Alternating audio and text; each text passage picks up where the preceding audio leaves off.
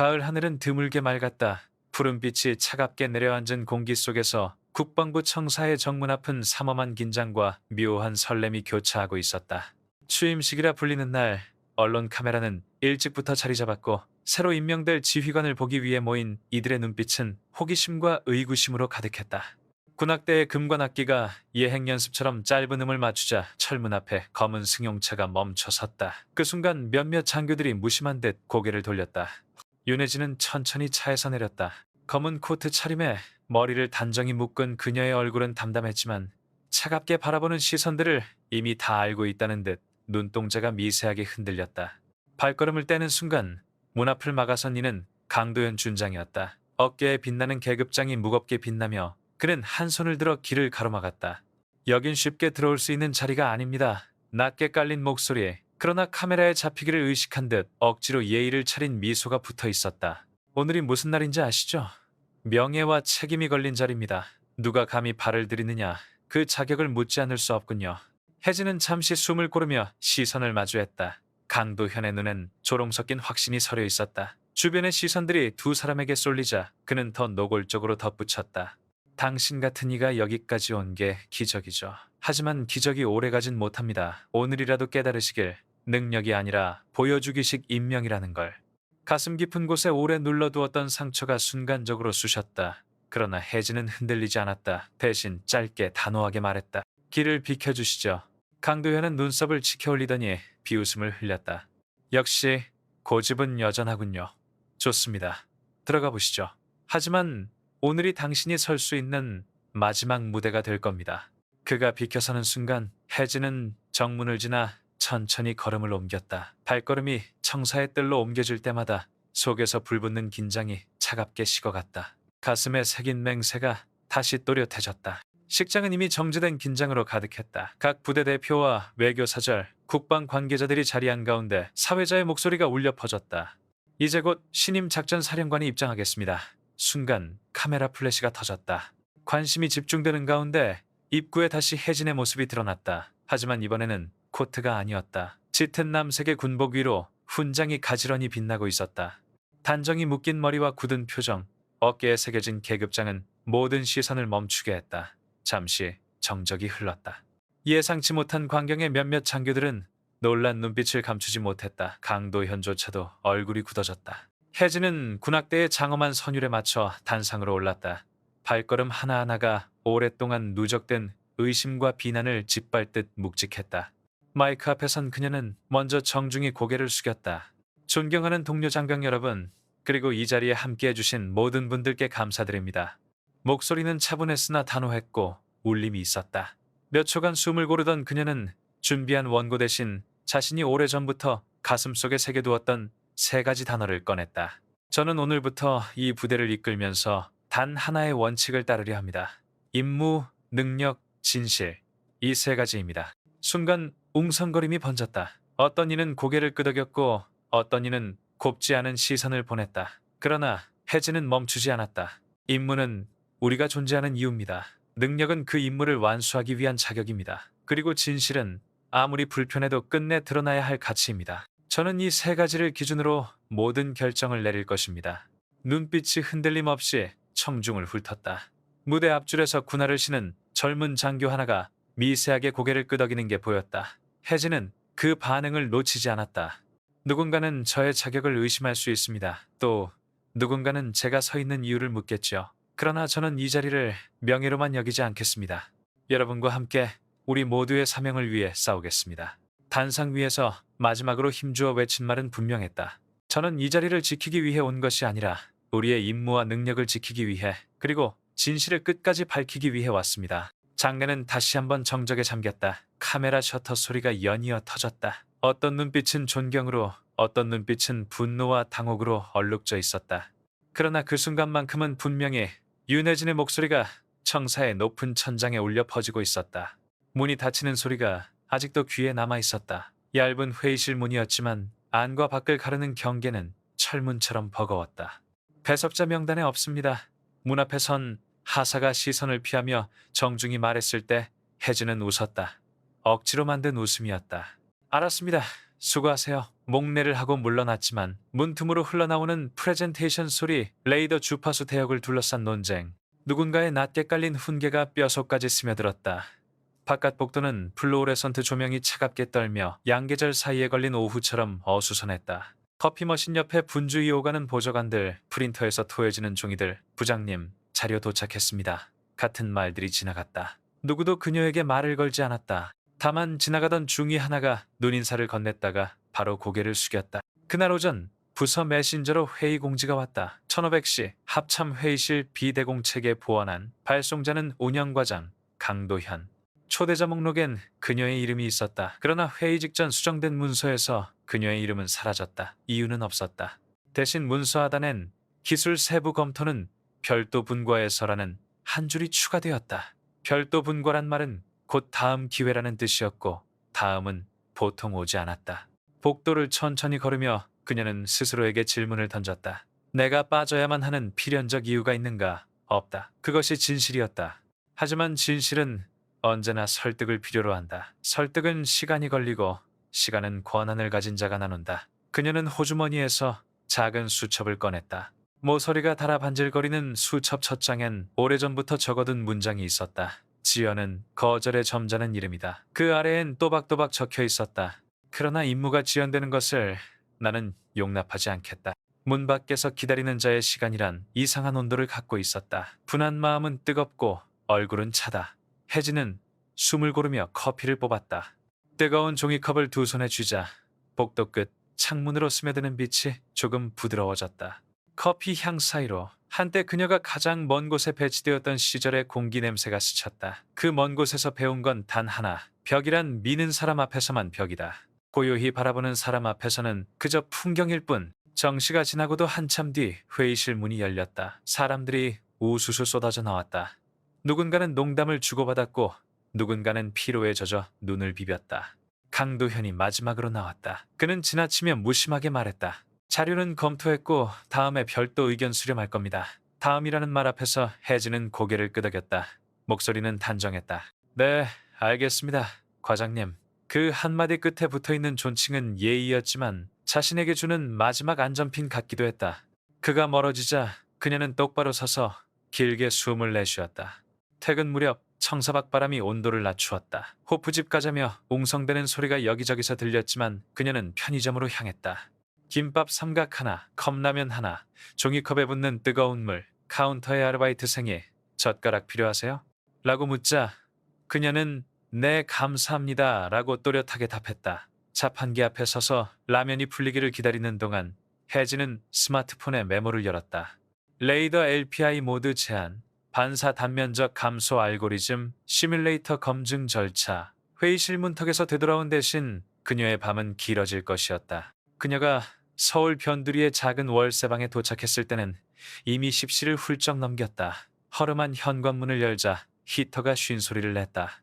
책상 위엔 언젠가 상사가 던져준 기술 보고서가 펼쳐져 있었다. 현장엔 이론만 가지고는 안 된다 라고 했던 목소리가 떠올랐다. 그러고 보면 그 말은 절반만 맞았다. 현장에선 이론이 생명을 갖는다. 잘못된 이론은 현장에서 사람을 다치게 한다. 그녀는 노트북을 켜고 모의 데이터를 불러왔다. 낮 동안 접근하지 못한 회의 안건을 밤의 고요 속에서 스스로 열람하는 셈이었다. 그래프가 화면에 그려졌다. 목표 신호와 잡음이 시간 주기에서 교차하며 산처럼 솟았다. 이전 모델은 강우와 지형 산란을 과대평가하고 있었다. 고정된 개수로 보정하려다 보니 상황별 편차가 커졌다. 그녀는 분해능을 키우고 감쇄 함수를 변수화하는 코드를 눌렀다. 손가락이 키보드를 두드릴수록 낮의 모욕감은 숫자와 함수 속으로 천천히 녹아들었다. 이 과정은 한국 사회에서 흔히 말하는 악바리의 다른 얼굴이었다. 누군가는 이를 성격이라고 부르겠지만 그녀에게 이건 훈련이었다.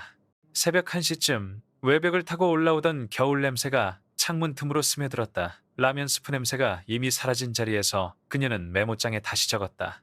임무 주어진 업무가 아니라 필요한 일을 찾는다. 능력 증명은 타인의 인정이 아니라 반복 가능성이다. 진실 불편함을 견디는 시간. 세 줄을 적고 난 뒤에 잠시간 눈을 감았다. 메시지가 왔다. 동기 유림이었다. 너 오늘 회의 왜 빠졌어? 혜진은 성급히 답을 쓰지 않았다. 대신 사진 한 장을 보냈다. 화면에 찍힌 것은 시뮬레이터 로그와 수정된 파라미터 목록. 다음 회의 전에 이거 돌려서 가져갈게. 유림은 한참 뒤에 답했다. 알았어. 너는 참. 말줄임표 뒤에 딸려온 이모티콘은 웃는 얼굴이었지만 어딘가 씁쓸했다. 며칠 뒤 별도분과 회의가 열린다는 공지가 내려왔다. 장소는 지하 2층 작은 브리핑룸. 인원은 제한적이었다. 그녀의 이름은 명단 맨 끝에 적혀 있었다. 지연된 초대의 흔한 형식. 하지만 초대는 초대였다. 그녀는 검은 정장을 입고 일찍 도착했다. 브리핑룸은 창문이 없었고 하얀 벽과 흰 보드, 테이블 위엔 흰 종이가 겹겹이 놓여 있었다. 빛의 색온도까지 무표정한 공간에서 사람의 말만이 유일한 온기였다. 회의는 깔끔하게 시작했다.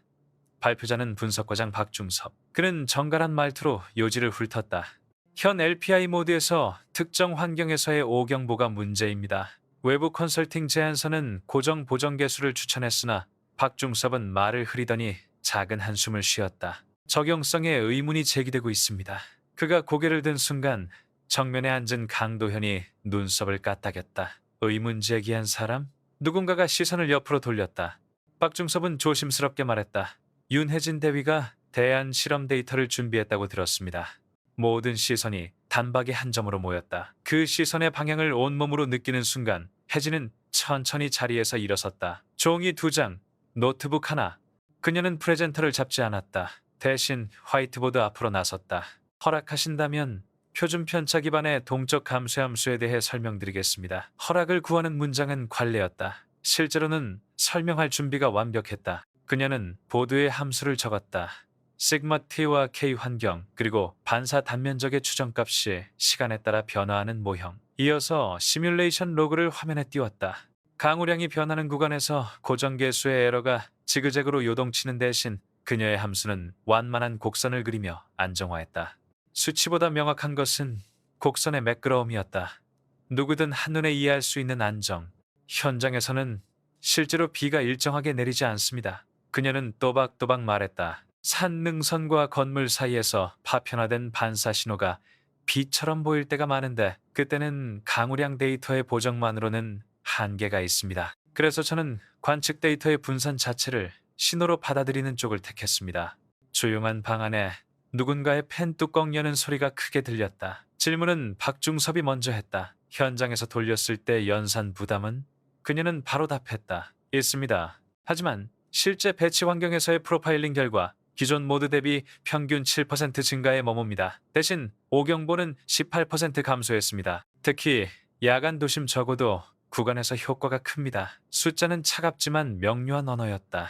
잠시의 침묵 후 강도현이 웃음을 흘렸다. 그래서 결론이 뭡니까? 그의 말투엔 익숙한 뉘앙스가 깔려 있었다.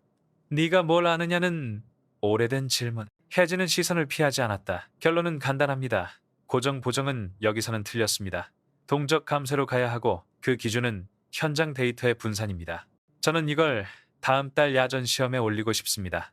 그의 눈매가 아주 조금 좁아졌다. 책임은 누가 집니까? 그녀의 대답은 한 박자도 늦지 않았다. 제가 집니다. 임무는 책임과 한 몸이니까요. 한 단어씩 뚜렷했다. 방 안 공기가 한숨 쉬듯 흔들렸다. 그때까지 말이 없던 노장 대령이 입을 떼었다. 야전에서 사람 다치면 수치가 책임져주나? 군대식 반문이었다. 혜진은 고개를 끄덕였다. 그래서 사전에 더 돌리겠습니다. 오늘 밤부터. 그 대답에선 누구나 알 수 있었다. 이 사람은 정말로 오늘 밤부터 돌릴 것이다. 누군가는 그런 사람을 피곤하다고 부르고 누군가는 그런 사람과 함께 근무하고 싶어 한다. 회의는 그렇게 마무리되었다. 공식 결론은 추가 검토. 하지만 그 말의 결이 전과는 달랐다. 복도로 나오는 길 박중섭이 낮게 말했다. 수치 깔끔하네요. 칭찬이라기보다 사실을 확인하는 어조였다. 그녀는 예라고만 답했다. 문득 뒤에서 들려온 목소리. 윤대위. 돌아보니 강도현이었다. 그는 가까이 다가와 낮게 속삭였다. 오늘 같은 거 여기저기 떠벌리지 마요. 기대를 키우는 건 위험하니까. 말끝에 얹힌 미소는 평온했지만 호의는 아니었다. 그녀는 단지 알겠습니다 라고 했다. 말의 온도를 더 올리지도 낮추지도 않았다. 그날 저녁 팀 회식이 잡혀 있었다. 상견례 겸 생일 축하라는 말이 덧붙었다. 고깃집 내부는 소란했고 소주병이 빠르게 줄었다. 누군가는 술잔을 돌렸고 누군가는 튀어나온 농담으로 분위기를 띄웠다. 한국의 회식 문화에서 선배의 잔을 비우는 일은 여전히 예의의 일환이었다. 혜진은 잔을 들어 사장님께 인사를 하고는 커다란 상추에 고기를 싸먹었다. 옆자리에 앉은 선임이 물었다. 오늘 별도 분과 어땠어? 그녀는 짧게 말했다. 배운 게 많았습니다. 더 길게 설명하지 않았다. 삼킬 말을 삼켜야 할 때가 있고 내일 아침에 말하는 편이 나을 때가 있다. 밤 공기는 더 매서워졌다. 골목 끝 편의점 네온이 흐릿하게 번졌다. 집으로 돌아오는 길 그녀는 모자에 숨을 불어넣었다.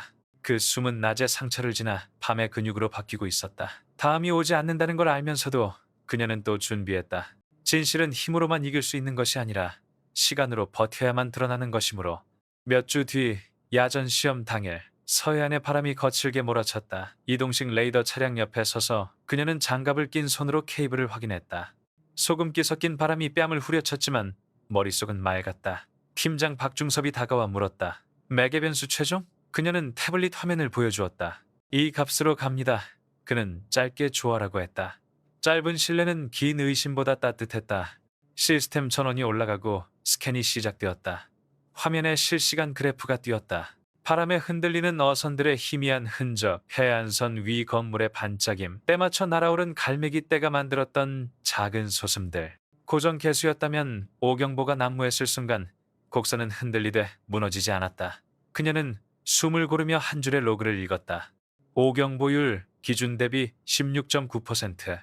현장 기사 하나가 감탄 섞인 휘파람을 불었다. 이거 진짜 되는 거 맞네. 그때 무전이 들어왔다. 본청에서 강도현이었다. 결과는 박중섭이 응답하려 했지만 혜진이 먼저 한 줄 말했다. 오경보, 목표 달성 근접, 추가 테스트 진행 중입니다. 무전기 너머로 아주 잠깐의 침묵이 지나갔다. 알았다. 보고서 준비해.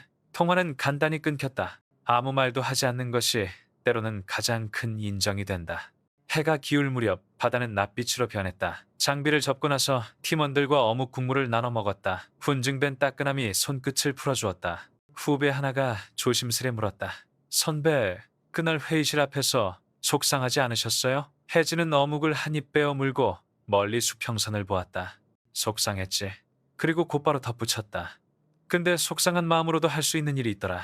그는 이해했다는 듯 고개를 끄덕였다. 한국에서 눈치란 말은 종종 부정적으로 쓰이지만 서로의 마음을 알아채는 눈치는 공동체를 움직이는 오랜 기술이기도 했다. 그 후배의 눈치 속엔 존중이 있었다. 시험 결과 보고서가 올라가고 별도의 감사는 없었다. 감사가 없다는 건 흔히 무사 통과를 뜻했다. 어떤 이는 축하한다 했고 어떤 이는 침묵했다. 조직이란 언제나 그런 식으로 반응한다. 하지만 그녀는 알고 있었다. 조용한 변화는 소문보다 오래간다. 그리고 그날 이후 복도에서 마주치는 몇몇 젊은 장교들의 눈빛이 달라졌다. 노골적이지는 않지만 고개를 아주 조금 더 깊게 숙이는 인사. 지나가며 건네는 수고하셨습니다의 모음이 반토막 더 낮아진 발음. 한국식 존중의 미세한 지표들이었다. 밤, 그녀는 다시 책상 앞에 앉았다. 이번엔 수첩을 펼쳐 새 페이지에 적었다. 기다림은 굴복이 아니라 준비일 수 있다. 그 아래 또박또박 이었었다. 문 앞에 서는 시간 조직의 예의를 지키며 스스로의 임무를 잃지 않는 법을 익히는 시간. 펜 끝이 종이를 긁으며 지나갔다. 수첩 표지 안쪽에는 작은 문구가 붙어 있었다. 여기서부터. 언젠가 스스로 써 붙인 말이었다. 문턱에서 돌아서던 날마다 그녀는 그 말을 마음속으로 읽었다. 그 다음 주 본청 복도에서 강도현을 다시 만났다. 그는 잠깐 멈춰 서서 물었다. 현장 시험 보고 잘 봤습니다. 말은 칭찬이었지만 표정은 읽기 어려웠다. 그녀는 조용히 답했다. 감사합니다. 그는 이어 말했다. 다음번 본회의에 당신이 직접 발표하세요. 그 말이 허락인지 시험인지 혹은 둘 다인지 가늠하기 어려웠다. 하지만 그녀는 네, 알겠습니다라고 했고 아주 작게 고개를 숙였다. 인사를 마치고 돌아서며 그녀는 문득 깨달았다. 그날 회의실 밖에서 마주했던 차가운 공기와 오늘의 공기는 같은 온도였다.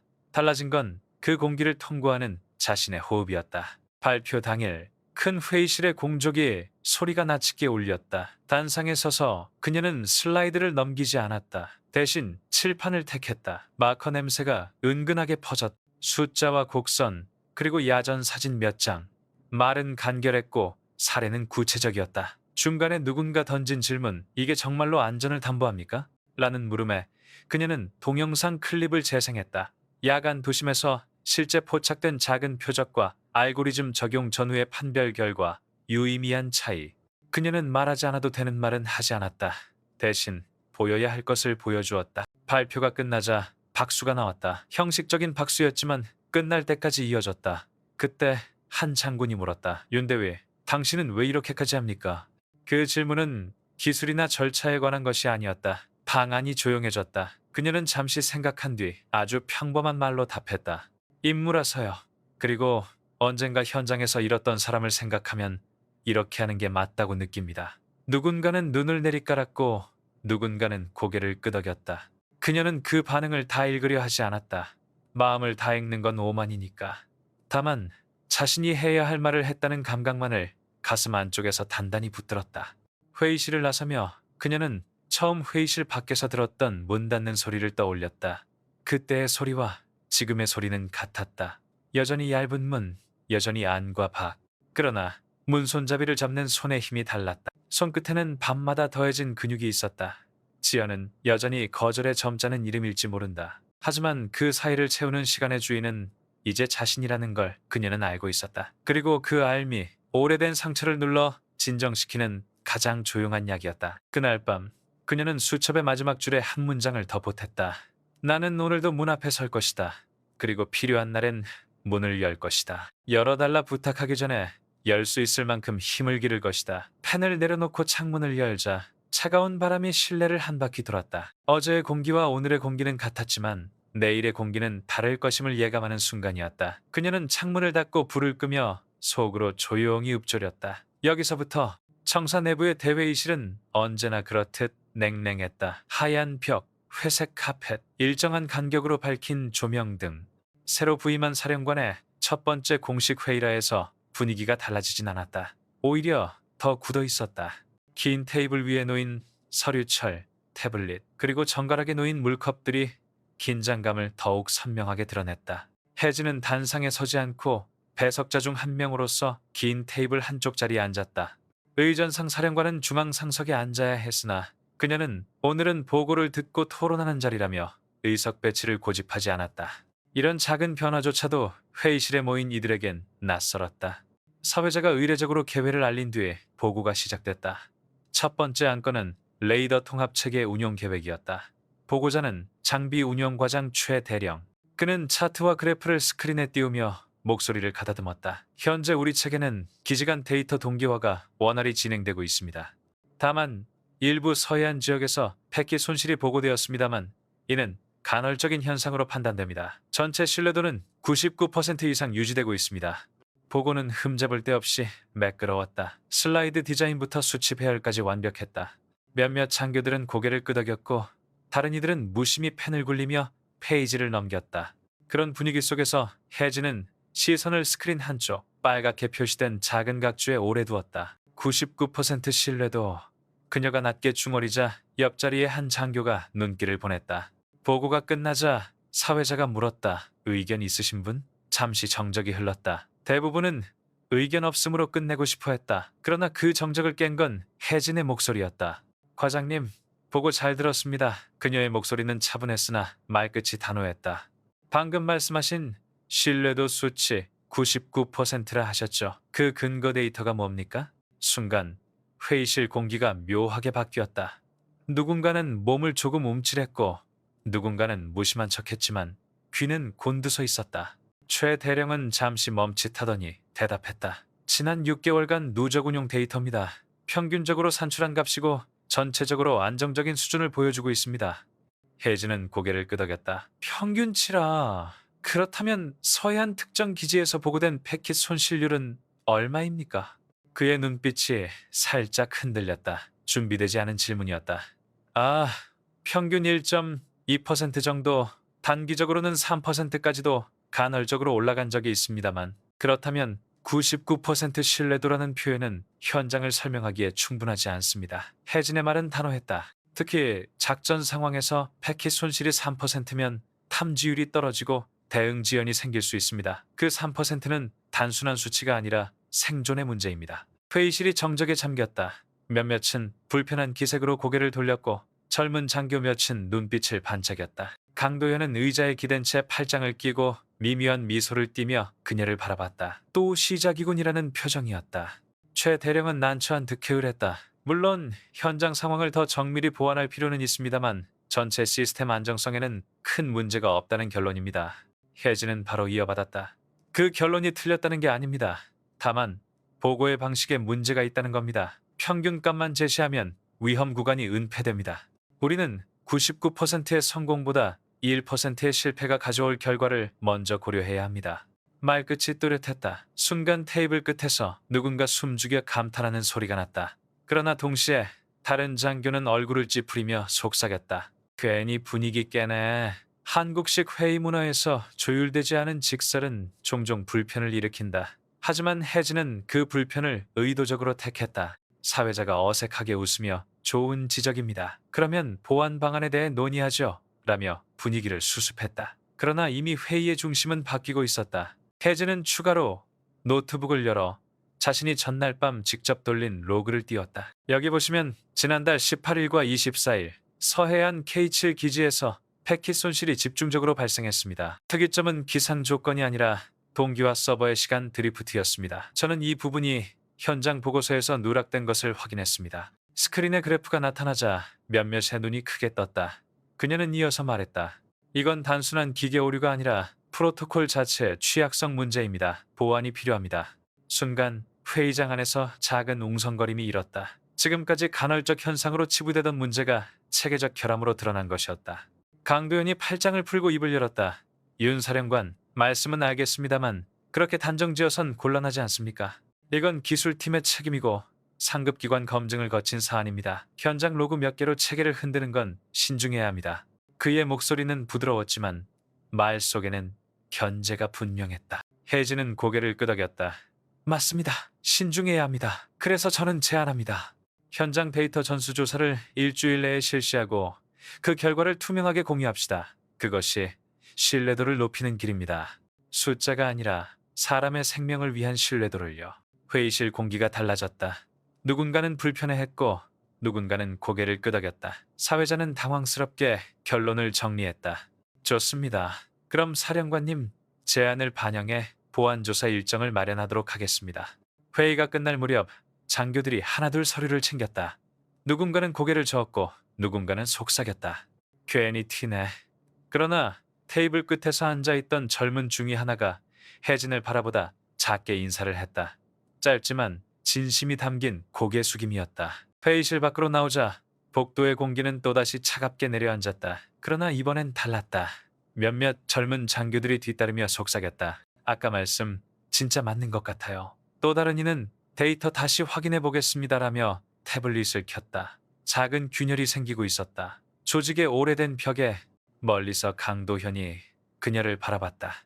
눈빛에는 냉소와 경계가 섞여 있었다. 그러나 혜진은 담담히 시선을 돌렸다. 그녀의 발걸음은 일정했고 속으로 짧게 되뇌었다. 임무, 능력, 진실, 그 세 단어가 오늘 또렷이 한자리를 차지하고 있었다. 대회의실 문이 닫히는 순간 혜진의 머릿속에는 오래된 소리가 되살아났다. 과거, 아직 중위 계급장이 희미하게 빛나던 시절.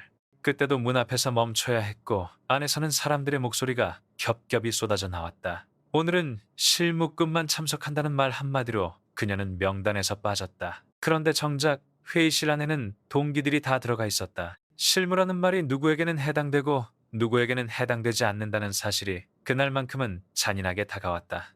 그날 복도 끝 창가에 서 있던 그녀는 속으로 숫자를 세며 버텼다. 1부터 60까지. 60이 되면 마음이 조금은 진정될 거라 믿었지만 눈꺼풀 아래에 맺힌 눈물은 쉽게 사라지지 않았다. 지나가던 선임 장교가 여기 왜 서 있어?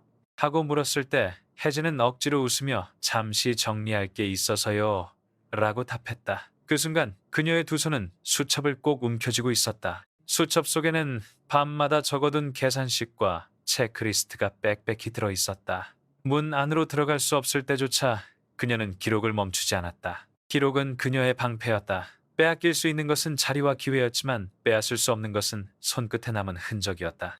회의실 바깥의 공기 속에서 홀로 적은 글자들이 언젠가 증거가 되리라는 믿음. 그것이 그녀를 무너지지 않게 했다. 그러나 동시에 그날 밤 또 다른 회의가 열리고 있었다. 청사 지하 소회의실, 어두운 불빛 아래 강도현과 몇몇 동료 장교들이 모여 앉아 있었다. 그들의 목소리는 낮았으나 날카로웠다. 위에서 굳이 윤중이를 밀어주려는 이유가 뭡니까? 한소령이 물었다. 강도현은 씩 웃으며 담배를 입에 물었다. 비공식 자리라 가능한 행동이었다. 쇼죠. 개혁 이미지라는 게 필요하잖아. 세상은 늘 변화를 원하지만 막상 변화가 들어오면 다들 겁을 먹지. 우리는 그 겁을 이용하면 됩니다. 근데 실력이 있으면 어떡합니까? 오늘도 뭐 데이터 정리 잘했다던데요. 다른 장교가 우려를 비쳤다. 실력? 실력은 오래 안 갑니다. 강도현은 태연하게 말했다. 조직은 결국 누가 신뢰받는가에 달려 있어요. 신뢰는 기술로 생기지 않습니다. 관계로 생기죠. 우리끼리 의견을 모으고 그녀를 검증해야 한다는 말을 계속 흘려요. 의심은 곧 진실처럼 퍼지는 법이니까. 그 말에 몇몇이 고개를 끄덕였다. 한국군 조직의 오래된 관습, 직접적 비판보다 은근한 뒷말이 더 무서운 힘을 갖는다는 걸 그들은 누구보다 잘 알고 있었다. 다시 장면은 현재로 돌아왔다. 혜진은 회의실에서 99% 신뢰도라는 말에 이의를 제기하고 있었지만 마음 한편엔 여전히 그 옛 기억이 겹쳐졌다. 배제와 고립, 문 앞에서의 기다림, 그리고 수첩에 새겨넣던 끈질긴 기록들. 그 기억이 오늘 그녀를 지탱하고 있었다. 회의가 끝난 뒤 잠시 자리에서 일어나는 순간 시선 한 쌍이 느껴졌다.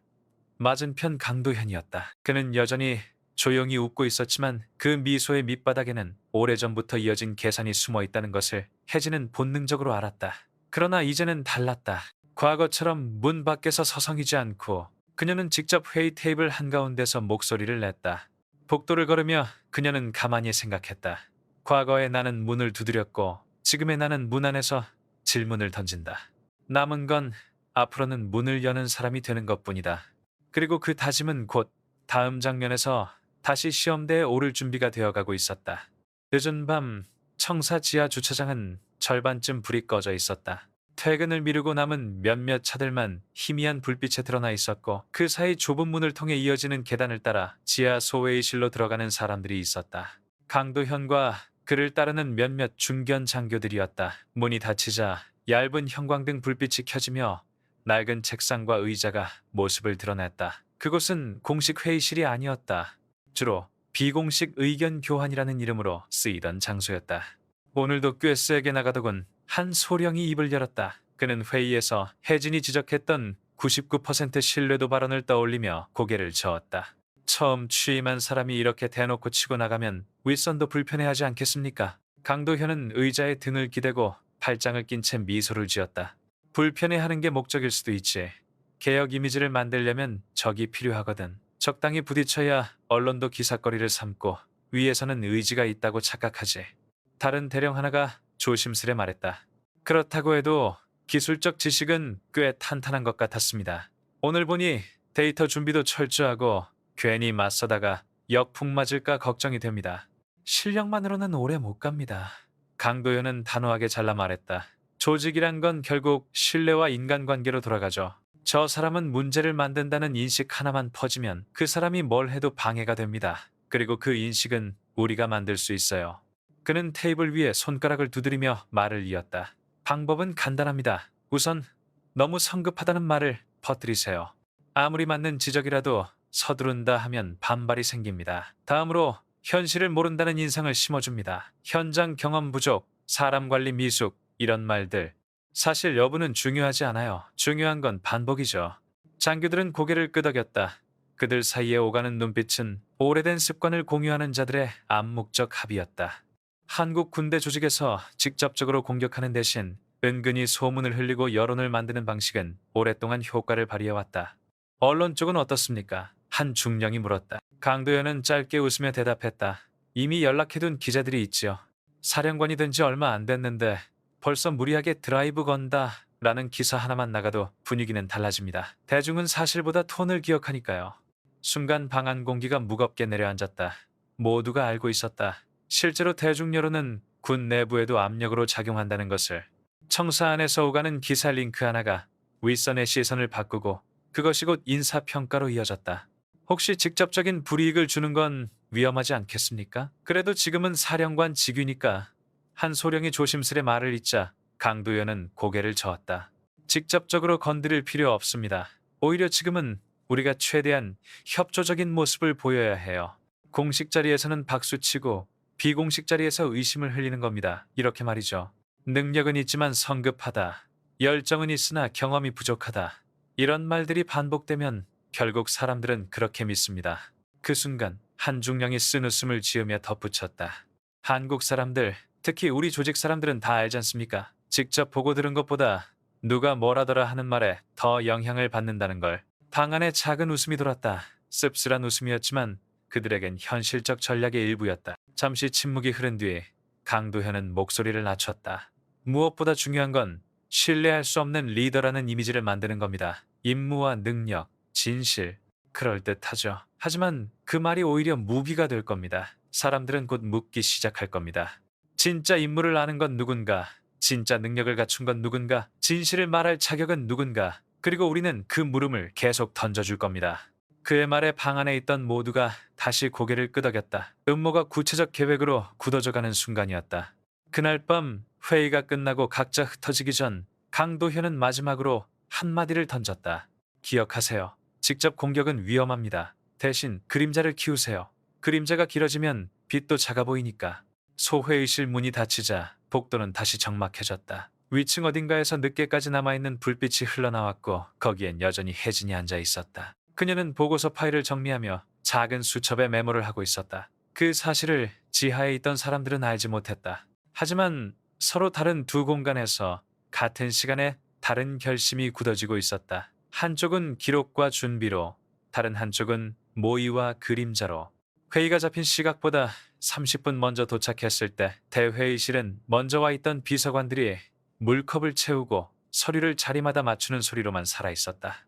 공조기의 낮은 웅웅거림, 조명 아래 먼지들이 떠다니는 움직임, 구석에서 프린터가 마지막으로 토해낸 종이가 트레이에 내려앉는 소리까지 또렷하게 들렸다.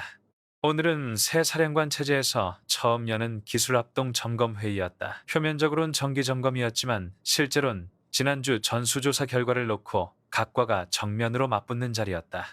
누군가는 숫자를 방패로 삼을 것이고 누군가는 사례를 창으로 들 것이다. 혜진은 태블릿과 얇은 노트 파일만 들고 자리에 앉았다.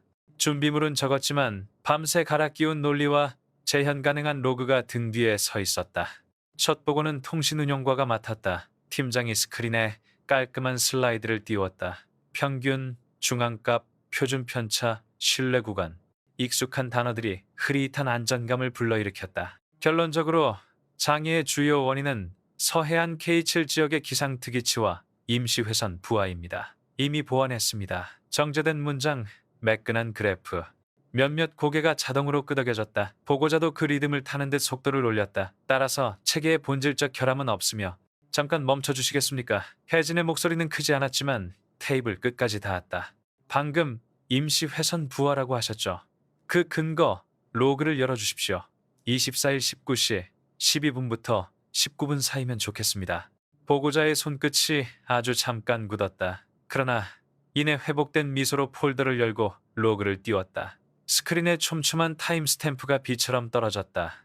19, 12, 4, 19, 12, 5, 데이터 손실율, 재전송 카운트, RTT. 혜진은 프레젠터를 받지 않고 자리에서 천천히 일어났다. 여기 19, 12, 31의 NTP 오프셋을 보십시오. 그녀가 스크린의 오른쪽 하단을 가리키자 조용한 웅성거림이 퍼졌다. 0.003스, 0.004스, 갑자기 타스 0.127스. 부하일 때 이런 점프가 자주 나옵니까? 보고자는 기침을 한 번 했다. 부하가 심할 경우 타임소스가 보조로 넘어가면서 간헐적으로 보조 소스로 넘어가는 순간 인증이 어떻게 이루어집니까? 질문의 방향이 바뀌었다. 가벼운 표정들이 하나둘 굳기 시작했다. 혜진은 말을 이어붙였다. 프로토콜상 키 롤오버가 24시간 주기로 예정돼 있죠. 그런데 24일은 정오에 키가 교체된 날이었습니다. 그리고 그날 19시 구간 보조 소스의 인증서가 갱신 전 구버전이었던 로그가 확인됩니다. 맞습니까? 조용히 앉아있던 정보보안 담당 중령이 서류를 넘기다 멈췄다. 눈빛이 스크린과 자신의 프린트 사이를 왕복했다. 확인 필요합니다만 가능성은. 말을 흐리자 혜진이 짧게 끊었다. 가능성이 아니라 사실입니다. 어젯밤 K7 보조 서버의 인증서 체인을 직접 확인했습니다. 자동 배포 플래그가 비활성화되어 있었고 수동 롤오버가 지연되었습니다. 결과적으로 그 시간대 동기화 요청 중 일부가 신뢰 실패로 드랍됐습니다. 임시 회선 부하가 아니라 보조 타임 소스 인증 미스매치가 근본 원인이었습니다. 회의실 공기가 한 박자 늦게 뒤틀렸다. 누군가는 펜을 떨어뜨렸고 누군가는 노트북 화면을 급히 켰다. 평균과 중앙값의 매끈한 피부를 벗기자 드러난 건 아주 작은 그러나 구조적인 상처였다. 강도현이 팔짱을 풀었다.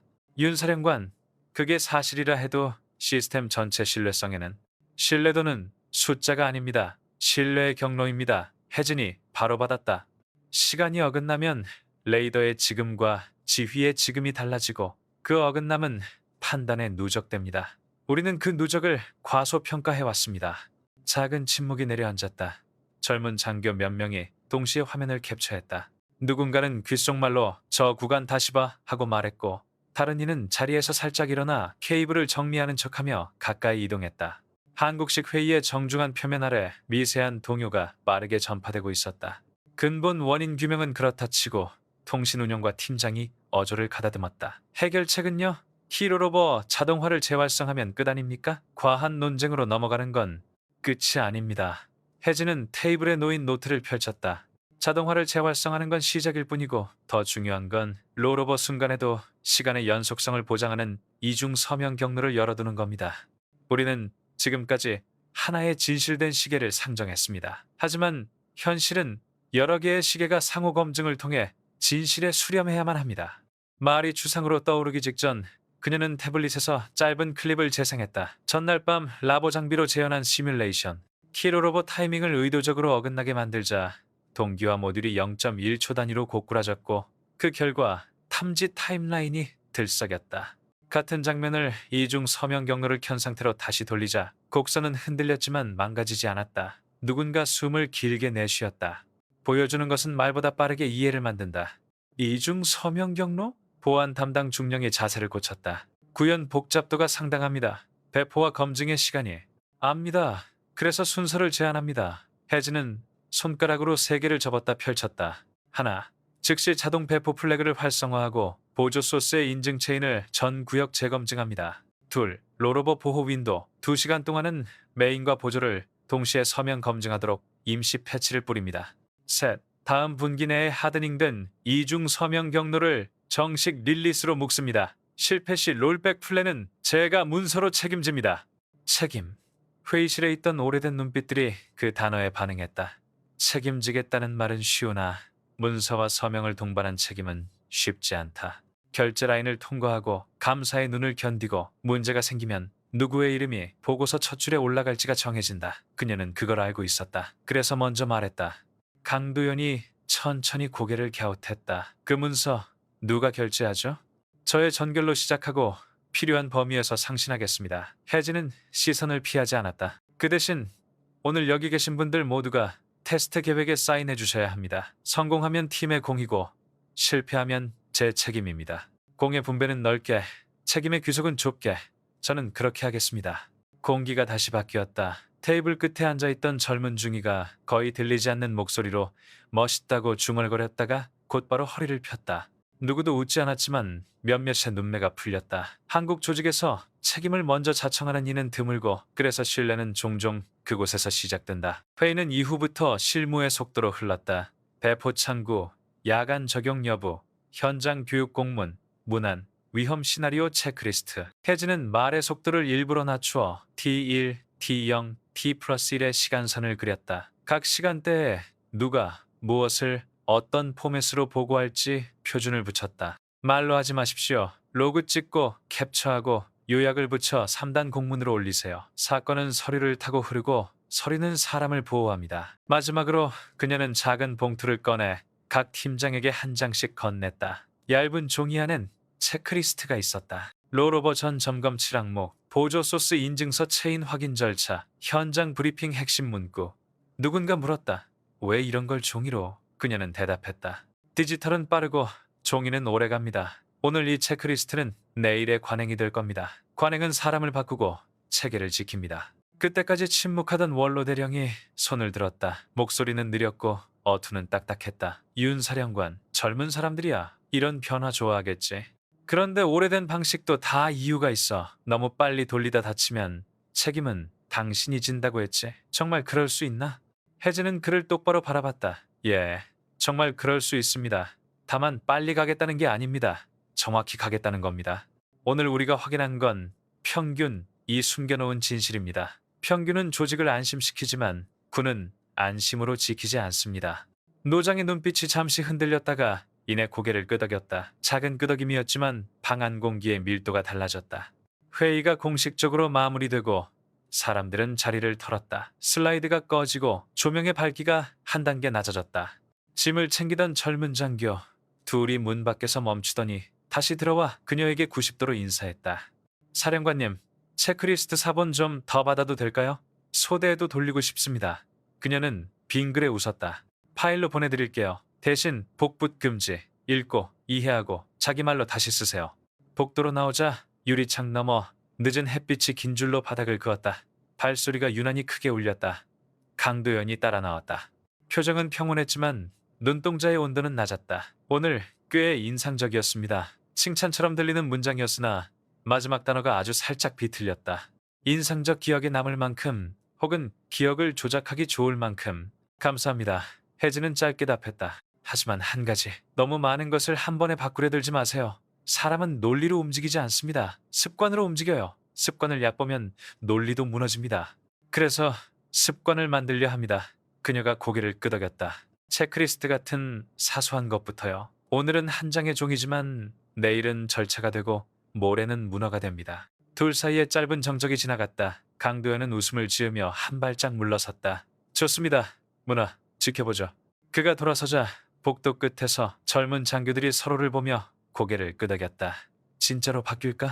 모르지. 근데 오늘은 조금 믿어도 될 것 같아. 작은 목소리들이 천장으로 올라가 사라졌다. 그 믿음은 선언이 아니라 조심스러운 가설처럼 태어났다. 그러나 조직에서 가설이란 재현될 때 비로소 신뢰가 된다.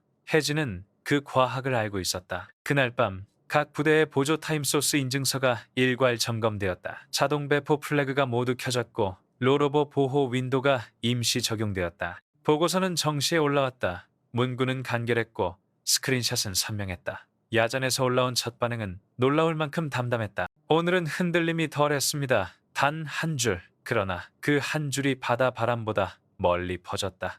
새벽녘 혜진은 빈 회의실에 다시 들어가 불을 켰다. 테이블 위에 남아있는 물컵의 테두리에 조명이 얹혔다. 그녀는 의자 하나를 당겨 앉아 노트를 펼쳤다. 임무 시간의 연속성을 지킨다. 능력 복잡함을 단순한 절차로 바꾼다. 진실 평균이 숨긴 것을 드러낸다. 세 줄을 적고 펜을 놓았다. 오늘의 말이 내일의 관행이 될 때까지 반복하자. 관성이 적이 아니라 아군이 될 때까지. 문을 나서며 그녀는 뒤돌아 한 번 더 회의실을 보았다. 같은 방, 같은 조명, 같은 테이블. 달라진 건 오늘 여기서 시작된 아주 작은 습관 하나였다. 종이 한 장을 들고 들어온 젊은 장교들이 내일은 빈손으로 들어오지 않을 것이다. 그들이 자기 말로 다시 쓴 체크리스트를 들고 들어올 것이다. 그때 신뢰는 숫자가 아니라 사람이 될 것이다. 그리고 그 사람들 사이를 흐르는 느린 공감의 속도가 오래된 벽을 조금씩 밀어낼 것이다. 복도 끝 엘리베이터에 탔을 때 문이 닫히며 유리에 비친 자신의 얼굴이 잠깐 흔들렸다. 피곤한 얼굴, 그러나 눈빛은 맑았다. 그녀는 아주 조용히 속삭였다. 여기서부터. 서울의 대회의실을 나와 복도의 공기를 들이마신 순간 혜진의 기억은 어느새 수년 전 그 외진 기지로 미끄러져 내려갔다.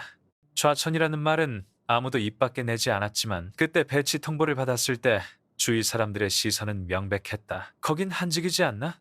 그래도 군 생활은 편하겠네. 그런 말들이 귓가를 스쳤다. 그러나 그녀는 안다. 군에서 편하다는 말은 곧 잊혀진다는 뜻이라는 것을. 기지는 동해 깊숙한 산맥과 맞닿은 언덕 위에 있었다. 겨울이면 눈이 허리까지 쌓였고 여름이면 안개가 낮부터 산을 덮었다. 레이더돔은 거대한 흰 구체처럼 산허리에 박혀 있었고 그 아래 작은 막사들이 바람에 흔들렸다. 처음 도착했을 때 병사들이 어색하게 거수경례를 했다. 신임 작전 장교 윤중유입니다. 그녀가 자기소개를 했지만 표정 속에는 여자 장교가 이런 곳에 오다니 하는 미묘한 놀라움이 숨겨져 있었다. 시설은 낡았고 장비는 더 낡았다. 예산이 충분하지 않다는 이유로 교체가 몇 번이나 미뤄진 기체들이었다. 수신 안테나의 구동 모터는 이미 수명을 넘어섰고 데이터 기록 장치는 잦은 오류를 토해냈다. 선임 부사관 하나가 툭 던지듯 말했다. 중위님, 여긴 그냥 사고만 안 터지면 성공입니다. 괜히 고치려 들지 마세요. 그 말은 조언이라기보다 경고였다. 그러나 그녀는 첫날 밤부터 기지의 데이터 로그를 모조리 복사해 노트북에 옮겼다. 불빛이 희미한 관사방에서 동그란 전기난로 옆에 앉아 수치를 들여다보며 커피를 마셨다. 패킷 손실, 탐지율 곡선, 이상치 그래프. 남들은 사고만 안 나면 된다고 했지만 그녀에겐 사고가 안 난 것 같아도 틈새가 보였다. 작은 틈새가 쌓이면 언젠가는 사고가 된다. 어느 날 새벽, 레이더돔이 갑자기 멈췄다. 모터의 회전축이 잠겨버린 것이다. 병사들이 당황하며 전원을 껐다 켰다. 그러나 움직이지 않았다. 보고를 올리면 며칠은 장비가 멈춰서 있을 터였다. 그러면 그 지역의 하늘은 사실상 빈틈이 된다. 지휘부는 크게 신경 쓰지 않을 수도 있다. 그러나 해지는 알았다. 이 빈틈이야말로 가장 취약한 순간이라는 것을. 그녀는 현장을 직접 올라갔다. 얼어붙은 바람이 뺨을 때렸고 눈보라가 모래처럼 눈을 파고들었다. 방진복을 입고 돔 안에 들어가 보니 모터 케이스 안에 오래된 윤활유가 굳어 있었다. 매뉴얼에는 교체 필요라고만 적혀 있었다. 그러나 교체용 부품은 몇 달째 도착하지 않았다. 해즈는 병사들을 불러 모아 말했다. 예비 부품 없죠? 그럼 현장에서 고쳐야 합니다. 분해합시다. 병사들은 망설였다. 책임은 누가 지느냐? 안전규정 위반 아니냐? 그러나 그녀는 책임을 묻는 눈빛 앞에서 짧게 대답했다. 책임은 제가 집니다. 임무는 우리가 집니다. 말끝에 흔들림이 없자 병사들은 결국 공구를 들었다. 몇 시간 동안 차가운 금속을 붙잡고 나사를 풀었다. 손끝은 얼어붙고 숨결은 하얗게 번졌다. 마침내 굳은 윤활유를 긁어내고 임시로 가져온 신형 윤활제를 채웠다. 모터가 다시 돌아갈 때 병사들 사이에서 짧은 환호성이 터졌다. 기계음이 둔탁하게 울리며 레이더가 다시 하늘을 향해 돌아갔다. 그날 저녁 해지는 막사 식당에서 밥을 먹었다. 병사들이 숟가락을 들고 슬쩍슬쩍 그녀를 바라봤다. 중위님, 아까 대단했습니다. 한 병사가 용기를 내어 말했다. 그녀는 웃으며 대답했다. 아니야. 그냥 해야 할 일을 한 거지. 우리가 맡은 하늘이잖아. 그 대답은 밥상 위를 따뜻하게 데웠다. 그 후로 병사들은 조금씩 달라졌다. 보고서를 더 꼼꼼히 쓰고 장비를 점검할 때도 대충 넘기지 않았다. 그 변화는 위에서는 눈치채지 못했지만 현장에선 분명히 느껴졌다. 해지는 그 변화를 수첩에 기록했다. 작은 신뢰는 반복해서 생긴다. 몇 달 뒤 실제로 위기 상황이 닥쳤다. 북쪽 해상에서 비정상적인 신호가 잡혔다. 다른 기지에서는 잡지 못한 희미한 반향이었다. 대부분의 장교들은 잡음일 거라 치부했지만 해지는 기지로그를 다시 돌려보았다. 반복되는 간격, 일정한 패턴. 이는 단순한 노이즈가 아니었다.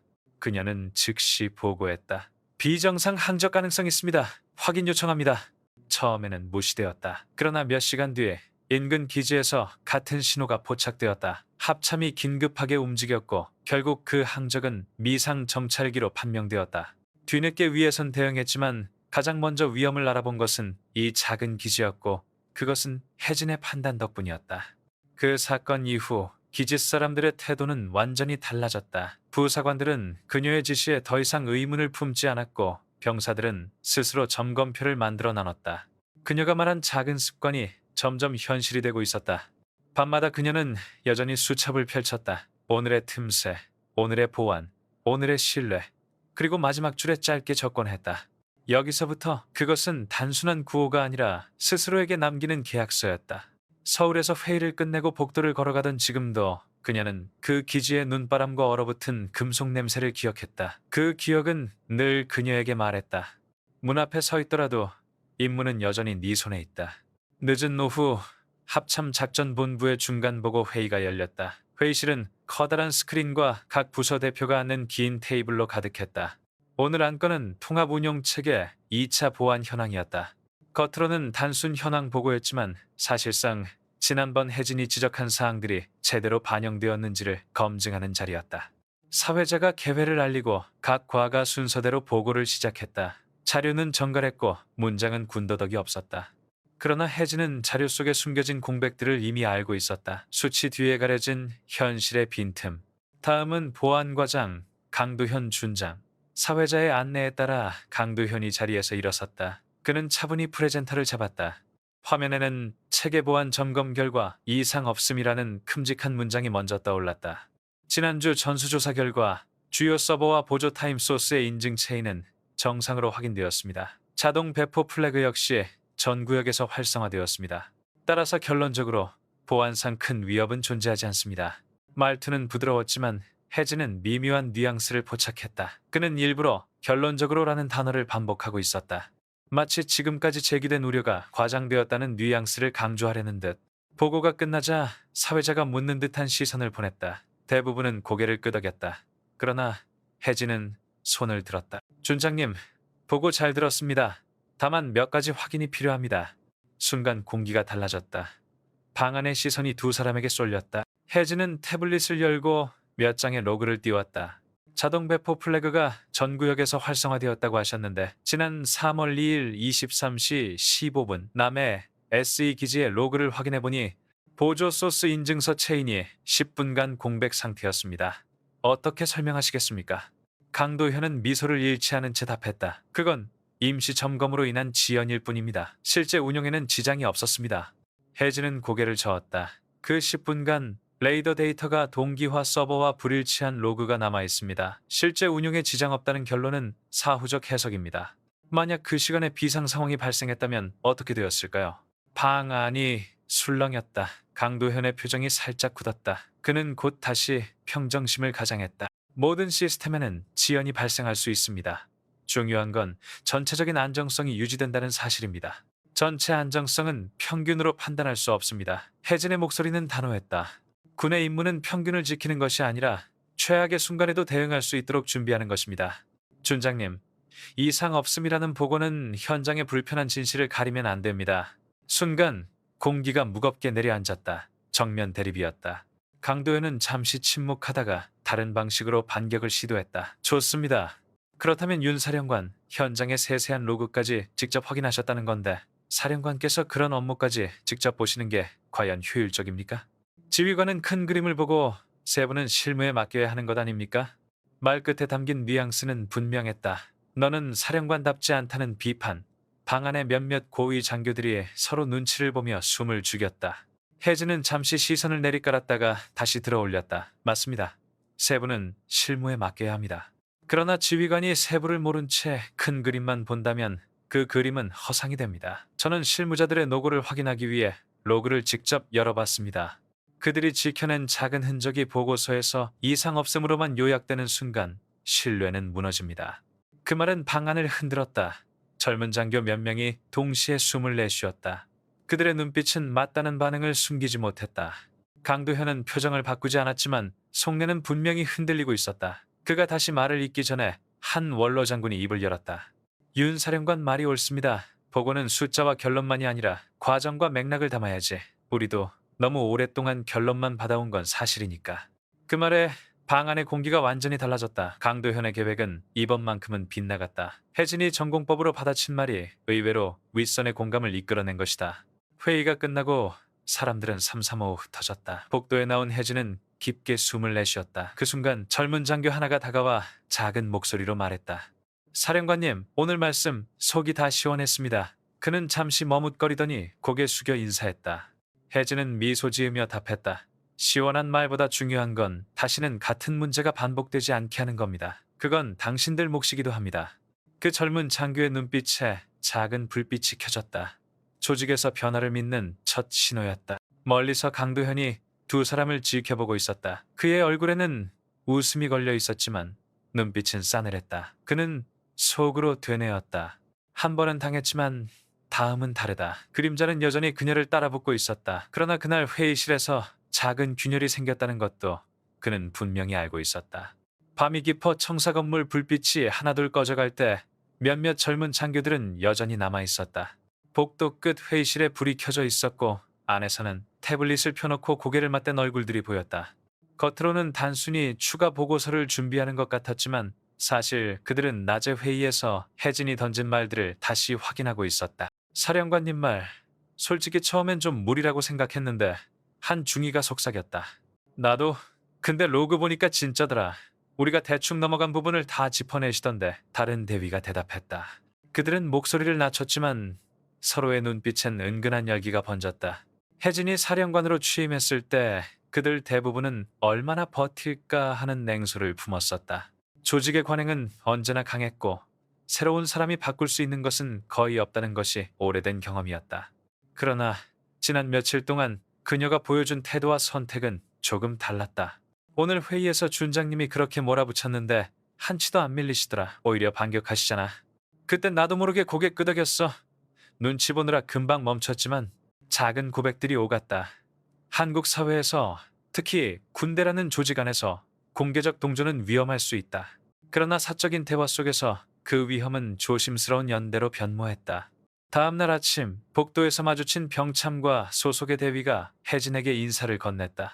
평소와 다름없는 거수경례였지만 목소리가 조금 더 단단했다. 사령관님, 어제 지적하신 부분 저희 쪽에서 다시 확인해 보겠습니다. 그 한마디는 공식 보고서에도 없는 진심 어린 약속이었다.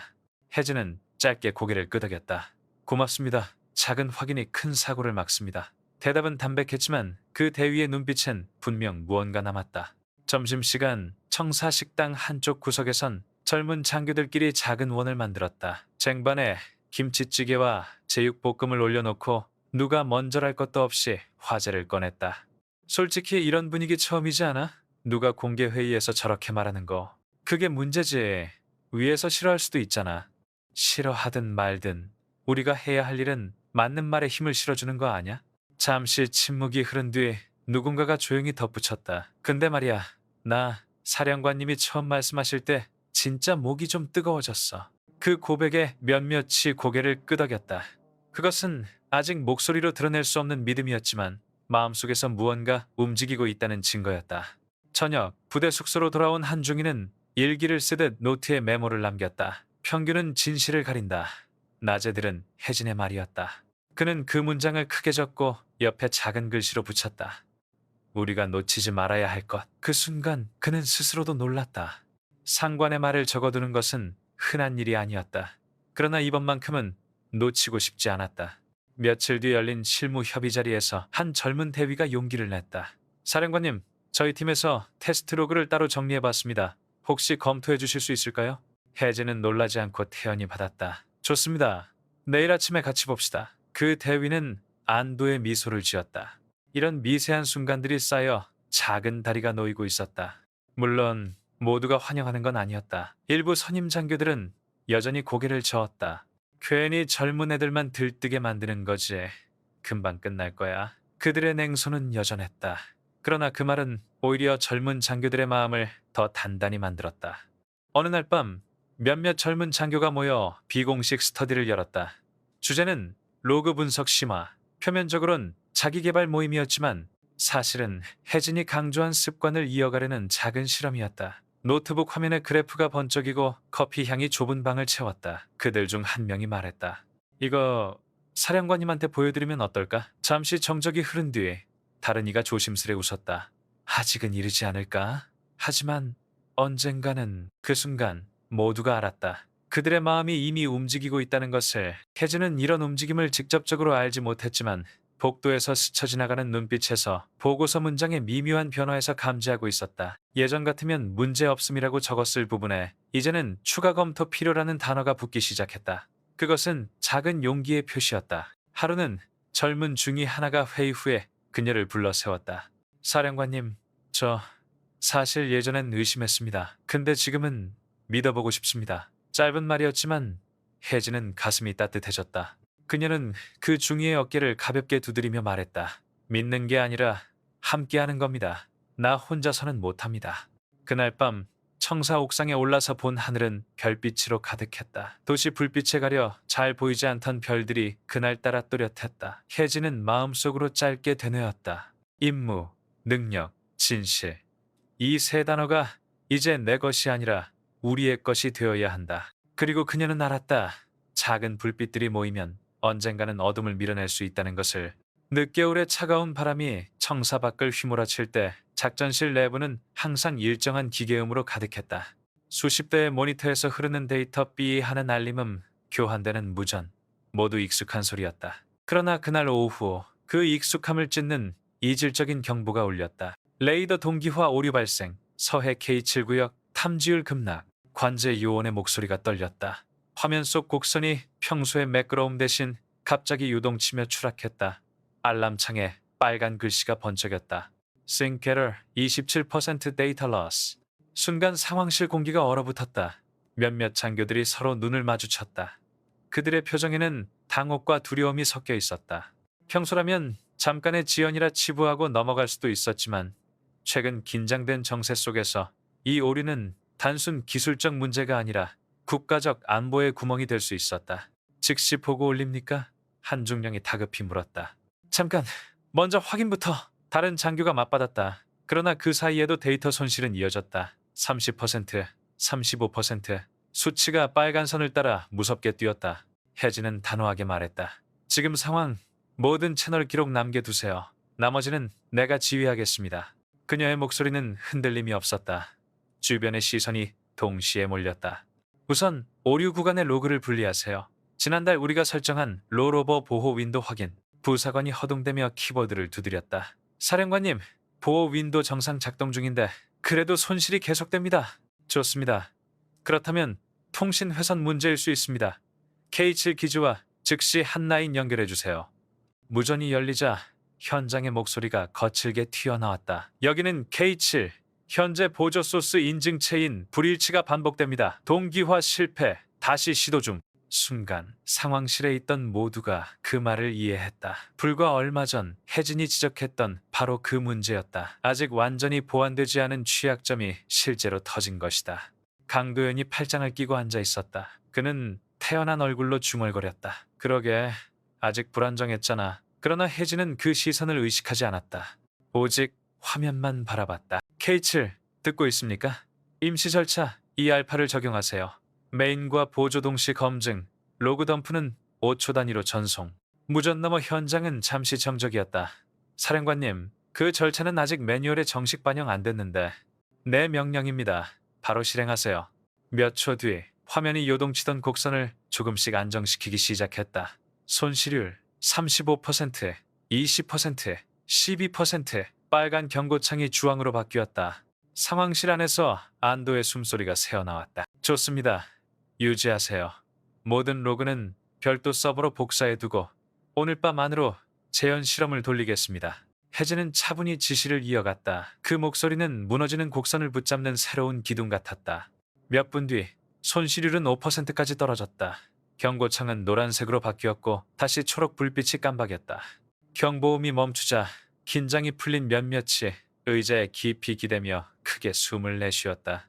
그러나 혜진은 안도의 미소 대신 냉정한 결론을 내렸다. 이번 사건은 단순 오류가 아닙니다. 완전히 보완되지 않은 절차가 실제로 사고로 이어졌습니다. 공식 보고서는 일시적 지연이 아니라 체계적 취약점 노출로 작성하십시오. 방안이 조용해졌다. 지금까지라면 일시적이라는 표현으로 정리하는 게 관례였다. 그래야 윗선이 편하고 보고가 매끄럽게 끝나기 때문이다. 그러나 그녀는 그 길을 택하지 않았다. 사령관님, 그렇게 보고하면 한 장교가 머뭇거렸다. 혜진은 잘라 말했다. 진실은 불편합니다. 그러나 불편하지 않은 진실은 존재하지 않습니다. 기록부터 똑바로 합시다. 이후는 제가 책임집니다.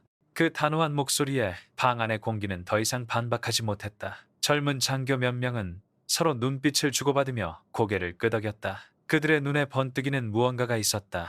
잠시 뒤 강도현이 자리에서 일어나 다가왔다. 미소는 여전했지만 말투엔 묘한 날카로움이 섞여 있었다. 사령관님, 대처는 인상적이었습니다. 하지만 말이죠. 그렇게 정직한 보고가 항상 도움이 될까요? 윗선에서 뭐라고 생각할지. 혜진은 눈을 마주했다. 도움이 되지 않아도 해야 합니다. 보고는 설득이 아니라 기록입니다. 그리고 기록은 언젠가 반드시 무기를 가집니다. 그 대답에 잠시 침묵이 흘렀다. 강도현은 다시 미소를 지었지만 눈빛은 차갑게 식어 있었다.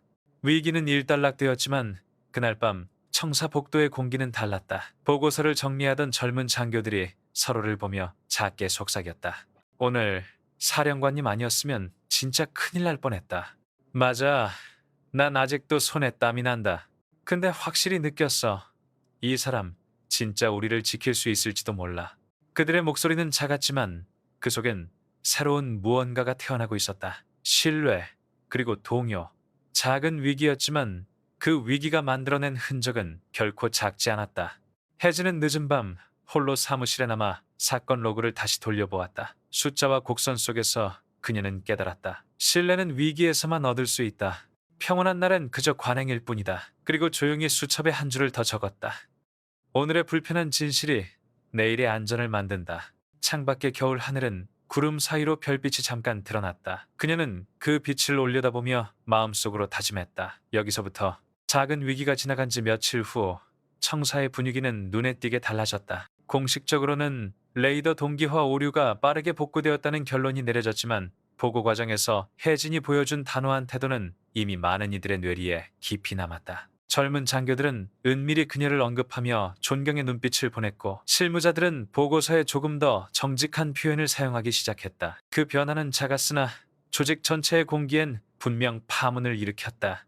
그리고 바로 그 점이 보수 진영을 불안하게 만들었다. 저녁 서울 시내의 한 전통 한정식집. 좁은 방에 강도현과 몇몇 원로 장군들이 둘러앉아 있었다. 나무 문을 닫자 외부의 소음은 끊겼다. 상위엔 전복죽, 한우구이, 따뜻한 소주잔이 놓였다. 군대 안에서조차 포장된 말투를 벗어던지는 곳. 바로 이런 비공식 자리가 진짜 의논의 장이었다.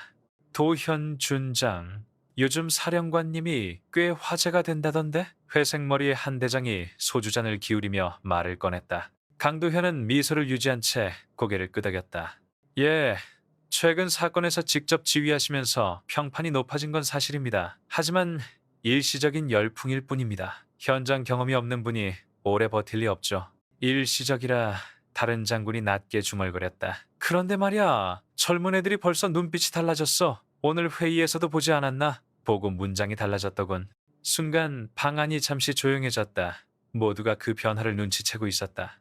강도현은 잔을 들며 말을 이었다. 그러니 우리가 더 긴밀히 움직여야 합니다. 흔들리기 전에 단단히 틀어막아야지요. 방법은? 첫째, 그녀의 정직한 보고라는 방식을 역이용해야 합니다. 윌선은 깔끔한 보고를 좋아하지 불편한 진실을 매번 들을 필요는 없다고 생각합니다. 보고가 길어질수록 상층부는 피로해집니다. 그 점을 파고들겠습니다. 장군 하나가 고개를 끄덕였다. 윌선 귀에 자꾸 시끄러운 보고가 들어가면 결국 왜 저 사람은 문제만 들고 오나 라는 인식이 생기지. 강도현의 눈빛이 번뜩였다. 맞습니다. 우린 그 불편함을 강조하면 됩니다. 실제 실력과 상관없이 분위기를 무겁게 만든다고 낙인을 찍는 것이지요. 소주잔이 부딪히며 작은 소리가 울렸다. 그것은 다짐의 신호 같았다. 둘째, 강도현은 이어 말했다. 언론 쪽에도 작은 연결고리가 있습니다. 공식 보도가 아니라 군 관련 칼럼을 통해 흘리면 됩니다. 현장과 동떨어진 이상주의자라는 프레임을 만들죠. 직접 공격은 위험하지만 은근한 이미지 조작은 오래갑니다. 원로 장군이 잔을 내려놓으며 낮게 중얼거렸다. 괜찮군. 요즘 세상은 언론을 통해 여론을 만들지 군 내부라고 다를 게 없지. 방 안의 공기가 점점 묵직해졌다. 전통 한정식의 따뜻한 향이 풍겨나왔지만 그들의 대화 속에는 차가운 칼날이 숨겨져 있었다. 그 시각 청사 안다른 공간에서는 전혀 다른 장면이 펼쳐지고 있었다. 젊은 장교 몇 명이 퇴근 후 사무실에 남아 자료를 검토하고 있었다. 그들은 혜진에게 직접 말하진 않았지만 마음속으로는 우리가 도울 수 있는 건 뭘까를 고민하기 시작했다. 작은 움직임과 은밀한 모임이 동시에 커져가고 있었다. 다시 한정식집. 대화는 점점 노골적으로 바뀌었다. 도현준 장, 그럼 이번 달 중에 구체적인 그림을 만들어야겠군. 인사 라인에도 영향을 주면 더 확실하지 않겠나? 예, 특히 몇몇 인물은 자리 이동 가능성이 있습니다. 그 기회를 잡아 우리 쪽 사람을 배치하면 됩니다. 좋아. 그럼 그게 조직의 안정을 위한 거라 명분을 세우지. 그 말에 모두가 웃었다. 그러나 그 웃음은 온기가 없는 웃음이었다. 밤은 깊어갔고 회의는 끝났다. 나무 문이 열리자 밖에 찬바람이 밀려 들어왔다. 강도현은 외투깃을 올리며 속으로 중얼거렸다. 윤혜진, 이제 네가 얻은 작은 신뢰가 얼마나 덧없는 것인지 보여주마. 그러나 그는 알지 못했다. 그 순간에도 조직 안 어딘가에서 젊은 장교들의 마음은 서서히 뿌리를 내리고 있다는 것을. 보수 진영의 음모와 새싹 같은 신뢰가 동시에 자라나는 긴장. 그것은 곧 정면 충돌로 이어질 운명이었다. 청사 본관의 대회의실, 장군과 고위 장교 수십 명이 일렬로 앉아있는 자리였다. 국방 관련 대형 프로젝트의 중간 점검 회의였고 국방부에서 파견된 참모들도 동석해 있었다. 긴 테이블 위에 놓인 서류철과 노트북, 그리고 무겁게 내려앉은 공기가 참석자들의 어깨를 눌렀다. 회의가 시작되자마자 보고가 이어졌다. 형식적인 수치와 그래프, 완만한 곡선, 누구도 불편한 이야기를 하지 않았다. 그러나 곧 혜진의 차례가 다가왔다. 사령관님, 추가 보고 있습니까? 의장이 묻자 혜진은 자리에서 일어났다. 예, 지난번 레이더 오류와 관련해 임시 절차 ER8을 적용했을 때 효과가 확인되었습니다. 하지만 근본적 보완이 이루어지지 않는다면 유사한 오류가 반복될 수 있습니다. 그녀는 차분히 화면을 넘겼다. 화면에는 평소 보고서에서 보기 힘든 문장들이 적혀 있었다. 체계적 취약점, 표준 미비, 위험성 고조. 순간 회의실이 술렁였다. 보수적 장교들의 표정이 굳어졌다. 통상 이런 자리에선 완벽하다는 식으로 결론을 내려야 했다. 그러나 혜진은 불편한 단어를 그대로 꺼냈다. 그때 강도현이 자리에서 천천히 일어났다.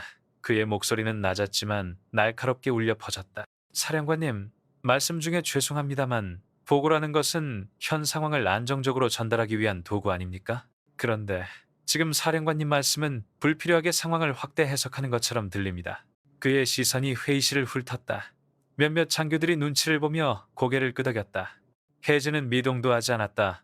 확대 해석이 아니라 있는 그대로입니다. 문제를 가리면 더 큰 사고로 이어집니다. 강도현이 웃음을 흘리며 말을 이었다. 그럼 사령관님, 묻겠습니다. 지난번 오류가 발생했을 때 정식 매뉴얼에도 없는 절차를 임의로 지시하신 건 사실이지요?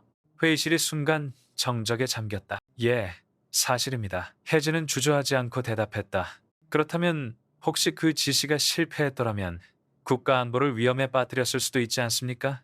사령관 한 분의 독단으로 매뉴얼을 뛰어넘은 판단이 이뤄졌다는 건 심각한 문제입니다. 좌중의 눈빛이 흔들렸다. 강도현의 말은 위험했지만 동시에 설득력을 지니고 있었다. 혜진은 천천히 호흡을 가다듬고 말했다. 매뉴얼은 모든 상황을 담을 수 없습니다. 그래서 현장에 지휘관이 존재합니다. 저는 결과를 책임질 준비가 되어 있었고 실제로 그 판단은 효과적이었습니다. 오히려 매뉴얼의 미비점을 드러낸 계기가 되었습니다. 책임? 사령관님, 책임을 진다는 건 말처럼 가볍지 않습니다. 실패했을 경우 누가 그 결과를 감당할 수 있었겠습니까? 강도현의 목소리가 높아졌다. 회의실 분위기도 뜨거워졌다. 지금까지 은밀히 숨어있던 갈등이 마침내 폭발하는 순간이었다. 그때 젊은 대위 하나가 무심코 고개를 끄덕이는 모습이 화면에 비쳤다. 그것을 본 강도현은 더욱 몰아붙였다. 제가 보기에 사령관님의 접근은 위험한 이상주의입니다. 임무는 안정, 능력은 절차 속에서 드러나야지 진실이라는 미명 아래 조직을 흔들어선 안 됩니다. 임무 능력 진실. 혜진이 취임식에서 말했던 세 단어가 그의 입에서 비틀려 나왔다. 혜진은 잠시 정적을 지킨 뒤에 또렷하게 말했다. 춘장님, 저는 조직이 안정이라는 이름으로 눈을 감는 순간 능력은 부패하고 진실은 사라진다고 생각합니다. 임무는 단지 틀 안에 머무르는 것이 아니라 위기를 뚫고 나아가는 것입니다.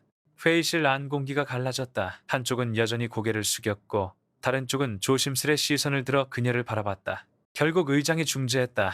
두 분, 의견은 충분히 알겠습니다. 보고는 기록으로 남기고 결론은 추후 상부에서 검토하겠습니다. 회의는 형식적으로 마무리되었지만 그날 이후로 상황은 달라졌다. 더 이상 갈등은 뒷말이나 뒷방에서만 존재하지 않았다. 이제 모두가 보는 자리에서 혜진과 강도현은 정면으로 부딪혔다. 복도를 나오는 순간 혜진은 어깨가 무거웠지만 동시에 똑바로 선 듯한 기분이 들었다. 반대가 거세질수록 신뢰도 더 분명하게 드러난다는 사실을 그녀는 알았다. 그리고 그 순간 몇몇 젊은 장교들이 그녀 쪽으로 다가와 조용히 인사했다. 그것은 말없는 선언이었다. 밤이 깊어 청사불빛이 희미해질 즈음 혜진은 홀로 사무실에 남아 있었다. 대회의실에서 강도현과의 충돌이 있은 지 며칠이 지났지만 마음속 울림은 쉽게 가라앉지 않았다. 강도현의 말, 위험한 이상주의가 계속 귓가를 맴돌았다. 그녀는 책상 위에 놓인 낡은 수첩을 펼쳤다. 수첩 속에는 군 생활 내내 써내려온 짧은 문장들이 있었다. 그중 오래된 페이지 하나에 적힌 글귀가 눈에 들어왔다. 사람은 임무 때문에 움직이지만 결국 사람 때문에 버틴다. 그 글귀를 본 순간 오래전의 기억이 불쑥 되살아났다. 몇 해 전 서북도서 인근에서 긴급작전이 있었다. 북쪽에서 넘어온 미확인 항적이 군 경계선을 교란시켰고 기지는 비상대기 상태에 들어갔다. 당시 혜진은 아직 중령도 되기 전 현장 근무를 맡고 있었다. 밤하늘은 흐렸고 바다는 거칠었다. 레이더는 계속 깜빡이며 신호를 보냈다. 모든 병사들이 숨을 죽인 채 스크린에 매달려 있었다. 그때 무전이 울렸다. 식별 불가 항적, 남아 중, 긴급 대응 조치 준비. 현장팀은 급히 이동했고 혜진은 바로 옆에서 동료인 정우를 보았다. 정우는 같은 사관학교를 나온 동기였다. 언제나 유머러스하게 분위기를 풀어주던 사람이었다. 야, 혜진, 오늘도 네가 계산해주는 거 믿고 간다. 장난치지 마. 이번 건 진짜 위험할 수 있어. 알아. 근데 네가 있으면 왠지 괜찮을 것 같거든. 그 짧은 대화는 금세 끊겼다. 작전 지역에 진입하자 긴박한 지시가 쏟아졌다. 좌표 확인, 통신 유지. 그러나 갑작스러운 폭발음이 바다 위를 갈랐다. 불길이 치솟고 무전기에서는 끊어진 목소리가 흘러나왔다. 정우 위치 확인 불가. 순간 혜진의 눈앞이 하얘졌다. 파도 너머로 불빛이 꺼져가는 것이 보였다. 필사적으로 구조 명령이 내려졌지만 이미 늦었다. 정우의 마지막 위치에서 더 이상 응답은 돌아오지 않았다. 그날 밤 작전은 부분적 성공으로 기록되었다. 침입 항적은 격퇴되었지만 인명 손실이 있었다는 단어가 보고서에 덧붙여졌다. 차가운 서류 문장 속 인명 손실이라는 말은 혜진에겐 단 한 사람의 이름 정우으로만 다가왔다. 며칠 뒤 영현식이 열렸다. 군악대의 느린 장송곡, 차갑게 빛나는 영정사진, 그리고 검은 제복을 입은 가족들의 울음소리. 혜진은 곁에 서 있었지만 차마 눈을 들 수 없었다. 정우의 어머니가 떨리는 손으로 영정 앞에서 무릎을 꿇을 때 혜진은 속으로 수십 번도 넘게 되뇌었다. 내가 더 빨리 계산했더라면, 내가 더 먼저 외쳤더라면. 그 죄책감은 오랜 세월 가슴 속에서 녹지 않은 채 남았다. 그러나 동시에 그 죄책감이 곧 다짐이 되었다. 정우가 늘 말하던 말이 있었다. 우린 결국 사람 때문에 버티는 거야. 그 말을 기억하며 혜진은 자신에게 맹세했다. 다시는 동료를 잃지 않겠다고. 진실을 감추어 조직을 편하게 만들 바엔 차라리 불편한 진실을 드러내어 한 명이라도 더 지키겠다고. 현재로 돌아와 사무실 불빛 아래에서 혜진은 조용히 수첩을 덮었다. 눈가가 젖어 있었지만 표정은 단단했다. 강도현이 이상주의라 부른 그 철학은 사실 이상이 아니었다. 그것은 동료의 죽음을 곁에서 본 한 사람이 남은 삶을 버티기 위해 붙잡은 마지막 현실이었다. 임무 능력, 진실. 그 세 단어는 구호가 아니라 그녀에겐 맹세였다. 임무는 조직을 위해, 능력은 결과를 위해, 진실은 사람을 위해. 창밖 하늘은 여전히 어두웠다. 그러나 멀리 바다 위에서 불빛이 어렴풋이 깜빡이는 듯 보였다. 혜진은 그 빛을 정우의 눈빛처럼 느끼며 속으로 중얼거렸다. 나는 아직도 네 곁에서 임무를 이어가고 있어. 그리고 절대 흔들리지 않을 거야. 그날 이후 혜진의 발걸음은 더 단단해졌다. 다가올 진짜 위기를 직감하면서도 두려움보다 각오가 더 깊이 자리 잡았다. 정우의 희생이 남긴 공백은 결코 채워지지 않았지만 그 빈자리가 곧 그녀의 힘이 되었다.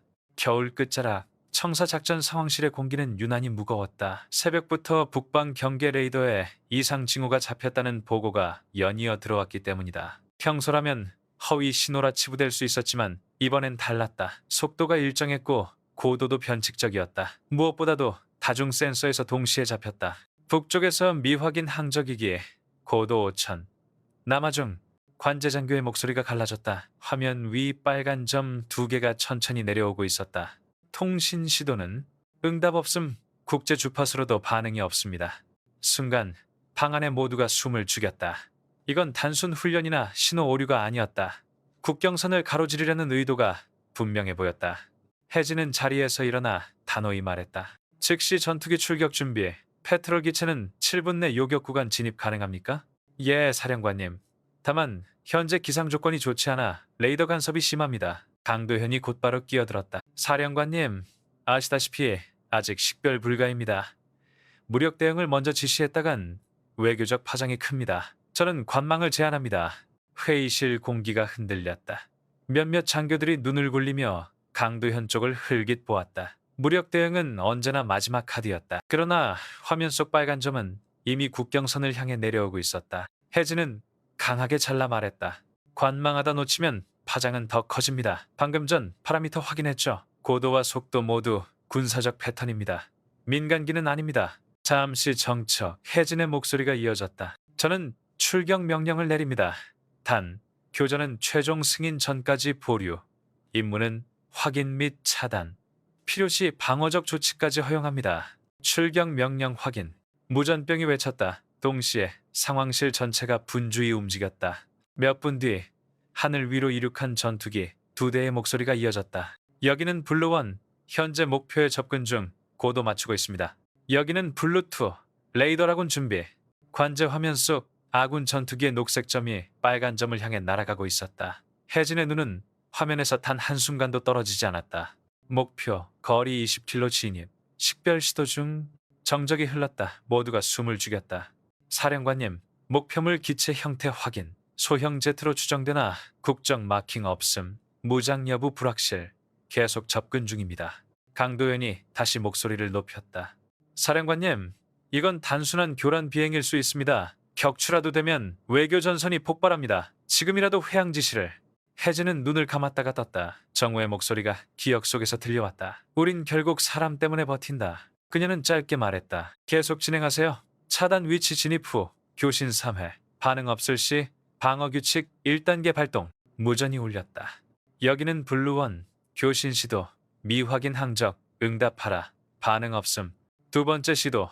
미확인 항적. 국경선을 향해 남아 중단하라. 여전히 반응 없음. 방안이 얼어붙었다. 마지막 교신. 세 번째 시도. 즉시 방향 전환하지 않으면 방어 조치 취한다. 몇 초간의 침묵. 그 순간이 몇 분처럼 길게 느껴졌다. 그리고 여전히 응답은 없었다.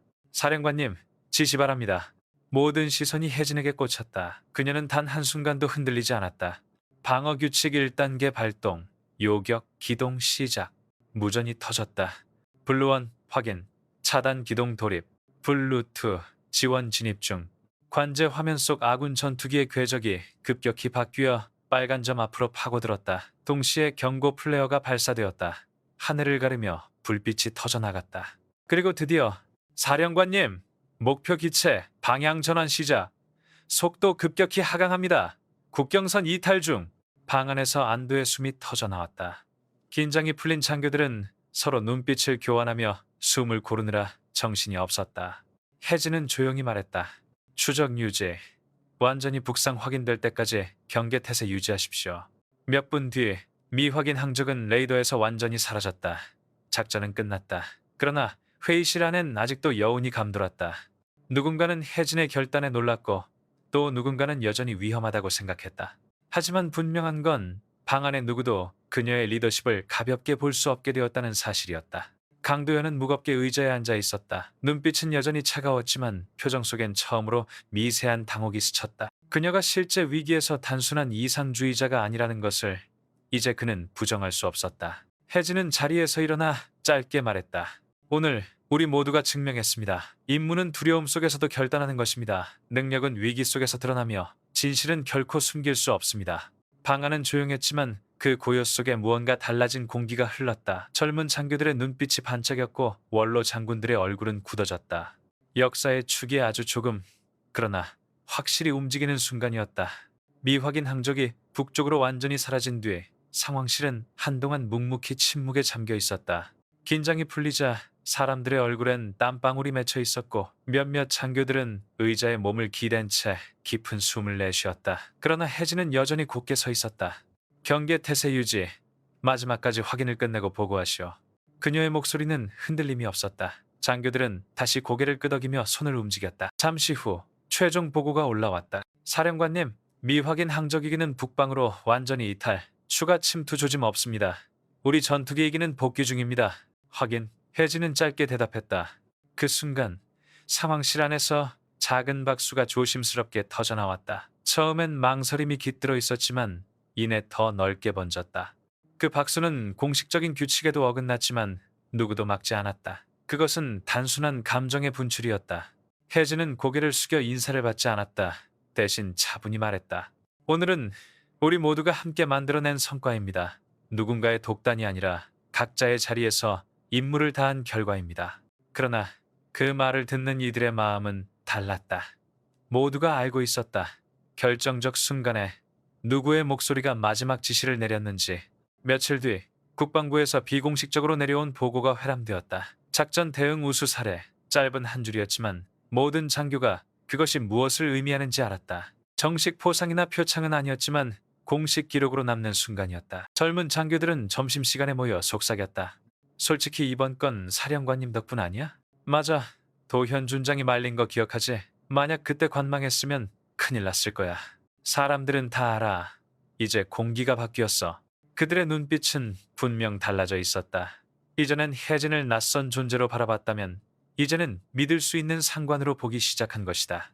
그러나 모든 이가 그 변화를 반기는 건 아니었다. 후방에서 강도현은 여전히 의물한 표정으로 술잔을 기울였다. 회식 자리에선 그가 부하들에게 짧게 중얼거렸다.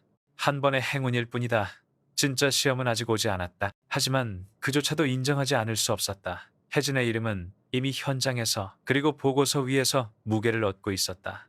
청산의 작전 분석실. 혜진은 젊은 장교들과 함께 이번 작전 과정을 다시 검토하고 있었다. 그녀는 권위적으로 지시하지 않았다.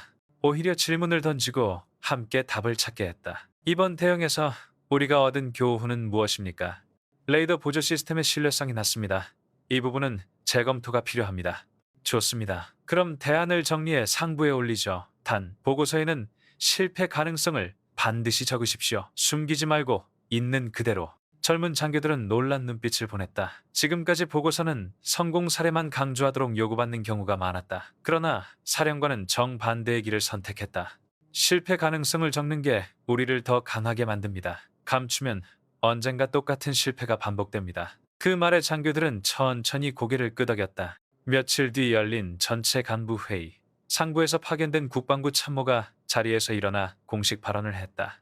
이번 사건에서 우리 공군은 침착하고 효율적인 대응을 보였습니다. 특히 현장의 결단은 귀감이 될 만합니다. 그 말이 끝나자 시선이 일제히 혜진 쪽으로 향했다. 그녀는 표정을 바꾸지 않았다. 그러나 방안의 기류가 바뀌었음을 느낄 수 있었다. 이제 누구도 대놓고 그녀를 이상주의자라 조롱할 수 없었다. 그 순간 강도현이 입을 열었다. 물론 성과가 있었습니다만 동시에 외교적 위험이 높았다는 점도 부정할 수 없습니다. 그 점은 충분히 검토해야 합니다. 그의 목소리는 여전히 단호했지만 뒷심은 약했다. 그가 말하는 순간조차 몇몇 장교들은 고개를 끄덕이지 않았다. 이미 신뢰의 저울추는 기울고 있었기 때문이다. 회의가 끝난 뒤에 젊은 대위 한 명이 복도에서 혜진을 불렀다. 사령관님, 저 말씀드리고 싶었습니다. 이번 결단 덕분에 저희 모두가 자신감을 얻었습니다. 진심으로 감사합니다. 혜진은 잠시 그 대위를 바라보다 미소를 지었다. 고맙습니다. 하지만 잊지 마세요. 저 혼자 한 일이 아닙니다. 앞으로도 함께 만들어가야 합니다.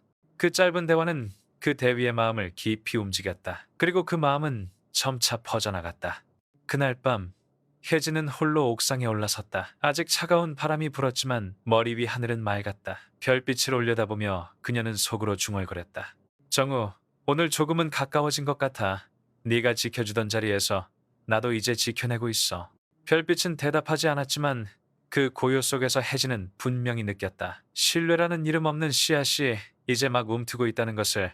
그리고 그것은 앞으로 다가올 더 큰 폭풍을 맞이할 힘이 되어줄 거라는 것을. 겨울이 풀리기 시작할 무렵 기지 내부 공기는 다시 이상한 기류에 휩싸였다. 표면적으로는 아무 일도 없는 듯 보였지만 장교들 사이에서는 은밀한 소문이 돌고 있었다. 지난번 미확인 항적 대응, 사실은 위험한 도박이었다더라. 국방부에서도 공식적으로 문제 삼으려 한다던데. 사령관이 실적 쌓기 위해 무리한 결정을 내렸다는 말도 있어. 익명의 목소리, 근거 없는 추측이 순식간에 퍼져나갔다. 혜진의 이름은 불과 몇 주 전까지만 해도 신뢰와 용기의 상징으로 불렸지만 이제는 위험한 실험가라는 꼬리표가 함께 붙기 시작했다. 그 중심에는 강도현이 있었다. 그는 직접적으로 나서진 않았다. 대신 술자리, 비공식 간담회, 소규모 만남 자리에서 단지 우려일 뿐이라는 식으로 흘렸다. 나도 사령관님의 능력은 인정해. 하지만 너무 성급한 건 아닌가 싶어. 우리 조직은 한 번의 실수가 치명적일 수 있잖아. 이 말은 직접적인 비난이 아니었기에 듣는 사람은 오히려 쉽게 받아들였다. 그 은근한 뉘앙스가 마치 진실처럼 번져나갔다. 며칠 뒤 국방부 기자실에서 작은 기사 하나가 보도되었다. 공군 미확인 항적 대응 과정에서 과잉 대응 논란. 기사에는 출처가 불분명한 관계자의 멘트가 실려 있었다. 사령관이 무리하게 결정을 밀어붙여 외교적 리스크가 커질 뻔했다라는 문장이었다. 언론의 특성상 그 문장은 곧 제목처럼 소비되었다. 다음 날 아침 신문 한 구석, 방송 자막 뉴스 하단에 무리한 결정이라는 단어가 반복되었다. 청사 식당에서 신문을 본 장교들은 눈치를 보며 속삭였다. 보도 나왔네. 이거 진짜 국방부에서 흘린 건가? 아니겠지. 근데 기자가 괜히 저런 거 쓰진 않았을 거야. 그 목소리 하나하나가 혜진의 귀에는 날카로운 바늘처럼 꽂혔다. 혜진은 언론 보도를 보고도 표정을 바꾸지 않았다. 하지만 혼자 사무실에 남았을 때 그녀는 천천히 숨을 내쉬며 책상 위에 손을 올려두었다. 심장이 두근거렸다. 자신이 내린 결정이 옳았다는 걸 누구보다 잘 알았다. 결과가 증명했으니까. 그러나 세상은 언제나 결과만으로 움직이지 않았다. 누군가는 과정 속 불안만을 부풀려 진실을 덮어버리기도 했다. 그녀는 조용히 수첩을 펼쳐 짧게 적었다. 진실은 시간을 거슬러 드러난다. 그러나 소문은 시간을 앞질러 달린다. 그 무렵 강도현은 소수의 원로 장군들과 비밀리에 만났다. 저는 사령관님의 열정을 부정하지 않습니다. 다만 우리 조직이 지나친 변화로 인해 흔들리는 건 막아야 하지 않겠습니까? 그의 목소리는 차분했지만 말끝에는 은근한 날이 서 있었다. 지금 장교들 사이에서도 불안이 커지고 있습니다. 언론도 움직이고 있지요. 우리가 나서서 균형을 잡아야 할 때 아닐까요? 한 원로 장군이 눈을 가늘게 뜨며 물었다. 당신 말은 윤 사령관이 조직을 위험하게 만들고 있다는 뜻인가? 저는 그저 검증되지 않은 이상주의가 우리를 어디로 끌고 갈지 걱정될 뿐입니다.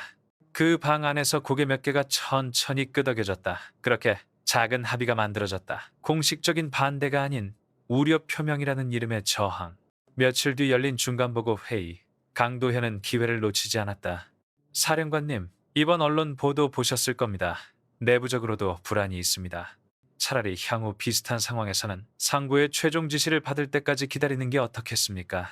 그 말은 회의실 공기를 흔들었다. 몇몇은 조심스레 고개를 끄덕였고 또 몇몇은 눈을 피했다. 혜진은 곧장 응수하지 않았다. 대신 모두를 차분히 바라보다가 말했다. 우리가 언제나 상부의 최종 지시만을 기다린다면 현장은 존재할 이유가 없습니다. 저는 현장 지휘관으로서 책임을 다했습니다. 결과는 성공이었고 그것은 기록으로 남습니다. 짧고 단호한 말이었다. 하지만 그녀도 느꼈다. 방 안의 공기가 전처럼 한쪽으로 기울지 않았다는 걸. 신뢰가 움트기 시작했지만 동시에 그 신뢰를 흔드는 힘도 커지고 있었다. 밤, 그녀는 다시 옥상에 섰다. 별빛은 여전히 차갑게 빛나고 있었다. 혜진은 속으로 중얼거렸다. 정우, 이번엔 쉽지 않을 것 같아. 총탄보다 날카로운 건 언제나 말이야. 하지만 나는 물러서지 않을 거야. 임무, 능력, 진실, 그 세 가지를 잃는 순간 나는 내가 아니게 되니까. 찬바람이 스쳤지만 그녀의 눈빛은 더욱 단단해졌다. 언론의 기사는 눈덩이처럼 불어났다.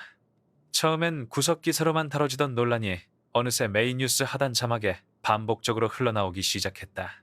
무리한 결단 논란, 공군 내부 불안 증폭 같은 문구는 단 몇 초만 화면에 지나가도 사람들의 인식 속에 각인됐다.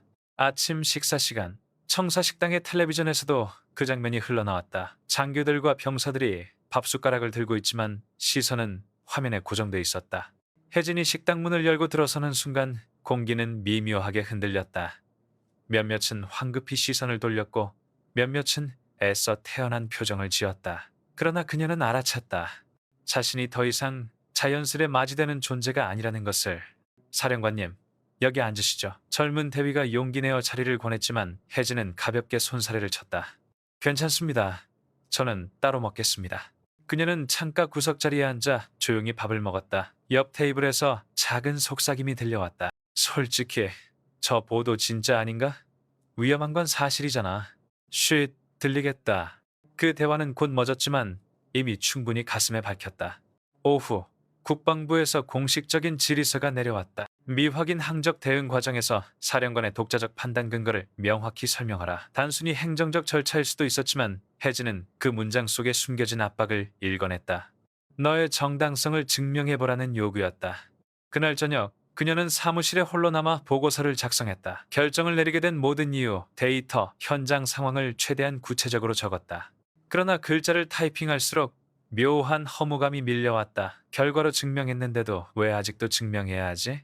책상 위에 놓인 정우의 사진이 눈에 들어왔다. 그는 여전히 환하게 웃고 있었다. 혜진은 잠시 눈을 감았다. 정우, 네가 있었다면 이 상황에서도 웃으며 버틸 수 있었을까? 며칠 뒤 열린 간부회의. 이번에도 주제는 위기 대응 절차였다. 강도현은 교묘하게 말을 이어갔다. 물론 사령관님의 결단이 있었기에 결과는 성공적이었습니다. 그러나 그 과정에서 위험이 컸던 것도 사실입니다. 장교들 사이에서도 우려가 적지 않습니다. 저는 개인적으로 다음부터는 상부 승인을 철저히 받는 절차가 필요하다고 생각합니다. 그 말에 몇몇 장교들이 동의의 눈빛을 보냈다. 일부는 침묵했지만 침묵조차 이미 거리감이었다. 혜진은 조용히 그들을 바라보았다. 저는 언제나 책임을 질 준비가 되어 있습니다. 그러나 우리 조직이 절차만을 이유로 결단을 미룬다면 현장은 무너집니다. 그 사실을 잊지 마십시오. 짧고 단단한 발언이었지만 회의실의 공기는 여전히 싸늘했다. 지지와 신뢰가 남아있긴 했으나 그것은 더 이상 압도적인 흐름이 아니었다. 그날 밤 그녀는 숙소방에서 홀로 앉아 있었다. 책상 위에는 국방부 질의서, 언론 스크랩, 회의 자료가 뒤엉켜 있었다. 그녀는 손바닥으로 이마를 짚으며 깊은 숨을 내쉬었다. 그 순간 문득 휴대전화 알림이 울렸다. 익명의 번호에서 온 메시지 한 통. 당신의 자리에 오래가지 못할 겁니다. 순간 손끝이 차가워졌다. 협박인지 단순한 장난인지 알 수 없었다. 그러나 분명한 건 이제 싸움은 단순히 업무의 차원을 넘어섰다는 것이었다. 그녀는 창문을 열고 바깥을 바라보았다. 기지의 야간등이 차갑게 깜빡이고 있었다. 어쩐지 그 불빛마저도 그녀를 고립시킨 듯 보였다. 임무 능력, 진실, 그녀는 속으로 중얼거렸다. 나는 그 세 가지를 붙잡고 버티겠다. 하지만 오늘만큼은 너무 외롭다. 그 고백은 누구에게도 들리지 않았지만 밤 공기 속에 사라지지 않고 오래 남아 있었다. 비 오는 저녁 청사복도는 유난히 고요했다. 창밖으로 내리는 빗방울 소리가 마치 먼 북소리처럼 끊임없이 이어졌다. 혜진은 하루 종일 보고서와 언론 대응에 시달린 끝에 지쳐 있었다. 숙소로 돌아가려 복도를 걷던 순간 뒤에서 낮은 목소리가 들려왔다. 사령관님, 잠시 시간을 내주실 수 있습니까? 돌아보니 강도현이 서 있었다. 그의 눈빛은 차갑지도 그렇다고 부드럽지도 않았다. 그저 오래 준비해온 말을 꺼내려는 듯 담담히 빛나고 있었다. 혜진은 잠시 망설였지만 결국 고개를 끄덕였다. 좋습니다. 제 방에서 이야기합시다. 사무실 문이 닫히자 두 사람 사이엔 묘한 정적이 흘렀다. 책상 위 형광등 불빛이 그들의 얼굴을 선명하게 드러냈다. 먼저 입을 연 건 강도현이었다. 사령관님, 지금 상황이 어떤지 잘 아실 겁니다. 언론은 연일 사령관님을 문제 삼고 있습니다. 내부도 흔들리고 있습니다. 저는 단순히 우려를 전하고 싶었던 겁니다. 혜진은 의자에 앉지 않고 곧게 서서 그를 바라보았다. 우려입니까? 아니면 의도적인 흔들기입니까? 순간 강도현의 눈빛이 흔들렸다. 그러나 그는 곧 웃음을 지으며 말했다. 사령관님은 언제나 직설적이군요. 좋습니다. 그럼 솔직히 말씀드리죠. 저는 사령관님의 방식이 위험하다고 생각합니다. 임무를 중시하는 건 좋습니다. 그러나 그 과정에서 조직 전체가 감당해야 할 위험을 고려하지 않는다면 그것은 무모함입니다. 혜진은 그의 말이 끝나자 천천히 걸어 책상에 손을 짚었다. 강 준장, 제가 무모했다면 결과는 실패였을 겁니다. 그러나 우리는 성공했습니다. 그것은 단순히 운이 아닙니다. 저는 근거와 판단에 따라 결정했습니다. 성공했으니 괜찮다고요? 강도현이 목소리를 높였다. 군은 도박장이 아닙니다. 한 번은 맞을 수 있습니다. 그러나 다음번엔 결과가 다르다면 그땐 어떻게 책임지실 겁니까? 혜진의 눈빛이 차갑게 빛났다. 저는 책임을 회피하지 않습니다. 실패한다면 그 모든 책임은 제 몫입니다. 그러나 기억하십시오. 책임을 두려워하는 순간 지휘관은 결단을 잃습니다. 그리고 결단 없는 지휘관은 이미 존재할 이유가 없습니다. 두 사람의 시선이 부딪혔다. 방 안의 공기가 무겁게 내려앉았다. 잠시 침묵이 흐른 뒤에 강도현이 낮게 말했다. 사령관님은 이상주의자입니다. 저는 현실주의자고요. 이상주의가 현실을 이길 수 있을 거라 믿습니까? 혜진은 고개를 들어 천천히 대답했다. 저는 현실을 부정하지 않습니다. 그러나 현실만을 따르다 보면 우리는 영원히 과거에 묶여 있을 겁니다. 이상은 위험하지만 동시에 길을 엽니다. 저는 그 길을 택하겠습니다. 그 순간 강도현의 표정에 처음으로 알 수 없는 감정이 스쳤다. 분노와 경멸 사이에 아주 미세한 존중 같은 것이 섞여 있었다. 그는 곧 고개를 돌리며 중얼거렸다. 사람들은 그렇게 강하지 않습니다. 사령관님이 믿는 진실은 때로 모두에게 버거운 짐이 될 수 있습니다. 혜진은 한 걸음 다가가 그와 마주섰다. 맞습니다. 진실은 버겁습니다. 하지만 거짓은 결국 조직을 무너뜨립니다. 저는 그 무너짐을 두려워합니다. 그래서 선택한 겁니다. 방 안의 빗소리가 유난히 크게 들렸다. 두 사람은 더 말을 이어가지 않았다. 그러나 침묵 속에서도 서로의 심장이 빠르게 뛰고 있음을 느낄 수 있었다. 마침내 강도현이 짧게 고개를 숙였다. 오늘 대화는 기억해 두겠습니다. 그는 문을 열고 나갔다. 문이 닫히는 순간 혜진은 조용히 숨을 내쉬었다. 그녀의 두 손은 책상 모서리를 꽉 쥐고 있었다. 방금 전까지는 흔들리지 않았지만 홀로 남자 마음 깊은 곳에 묘한 떨림이 번져 있었다. 이 사람과의 싸움은 단순히 권력의 다툼이 아니구나. 언젠가 반드시 다시 마주하게 될 것이다. 혜진은 창문을 열어 빗소리를 들으며 중얼거렸다. 임무, 능력, 진실. 오늘도 나는 그 세 가지로 나를 지켰다. 하지만 길은 멀다. 봄이 막 시작되던 어느 날 국방부 대강당에는 공군의 핵심 지휘부가 모두 모였다. 이번 회의는 단순한 정기 보고가 아니었다. 위기 대응 절차 재검토 및 지휘 구조 재정립이라는 무거운 안건이 걸려 있었다. 사실상 윤혜진 사령관의 리더십을 시험하는 자리였다. 장군, 준장, 대령까지 줄지어 앉아 있었고 기자단까지는 아니었지만 국방부 참모 몇 명이 참관석에 앉아 기록을 남기고 있었다. 무대 위 연단 옆에는 태극기가 세워져 있었고 정적이 가득했다. 먼저 강도현이 발언에 나섰다. 그는 차분했지만 목소리에 힘을 실었다. 지난 미확인 항적 사건에서 우리 공군은 성과를 냈습니다. 그러나 동시에 외교적 전략적 위험이 있었다는 점은 부정할 수 없습니다. 현장 지휘관의 단독 판단으로는 감당할 수 없는 위험이었습니다. 따라서 저는 절차를 강화하고 모든 긴급 대응 시 반드시 상부 최종 승인을 거치도록 제안합니다. 회의실의 웅성거림이 일었다. 일부는 고개를 끄덕였고 일부는 여전히 표정을 감췄다. 강도현은 그 반응을 보며 은근한 미소를 지었다. 곧이어 사회자가 말했다. 윤 사령관, 이에 대한 입장을 말씀하시죠. 혜진은 천천히 자리에서 일어나 연단으로 걸어갔다. 순간 수십 개의 시선이 동시에 그녀에게 꽂혔다. 긴장된 공기 속에서 그녀는 마이크 앞에 섰다. 잠시 침묵이 흘렀다. 그 침묵마저도 그녀의 무게가 되었다. 저는 오늘 세 가지 단어로 말씀드리겠습니다. 임무, 능력, 진실. 회의실이 술렁였지만 혜진은 흔들리지 않았다. 첫째, 임무. 우리는 군인입니다. 군인의 존재 이유는 오직 임무에 있습니다. 위기 앞에서 임무를 미룬다면 우리 존재 자체가 부정됩니다. 저는 그날 임무를 선택했습니다. 그녀의 목소리는 단호했다. 몇몇 장교들이 시선을 주고받았다. 둘째, 능력. 우리에겐 판단할 능력이 있습니다. 데이터를 분석하고 상황을 종합해 결정을 내릴 수 있는 능력 말입니다. 그러나 상부 지시만을 기다리는 순간 그 능력은 사라집니다. 능력을 믿지 못하는 조직은 결코 강해질 수 없습니다. 이번엔 더 많은 장교들이 조용히 고개를 끄덕였다. 혜진의 말은 단순한 이상이 아니라 지난 사건에서 증명된 사실이었다. 셋째, 진실. 우리는 언제나 진실을 마주해야 합니다. 실패의 가능성조차 감추지 말고 드러내야 합니다. 진실은 때로 무겁고 불편합니다. 그러나 그것 없이는 조직은 언젠가 무너집니다. 저는 그날 진실을 따랐습니다. 순간 회의실이 적막에 잠겼다. 강도현의 얼굴엔 굳은 기색이 스쳤다. 혜진은 마지막으로 말을 이어갔다.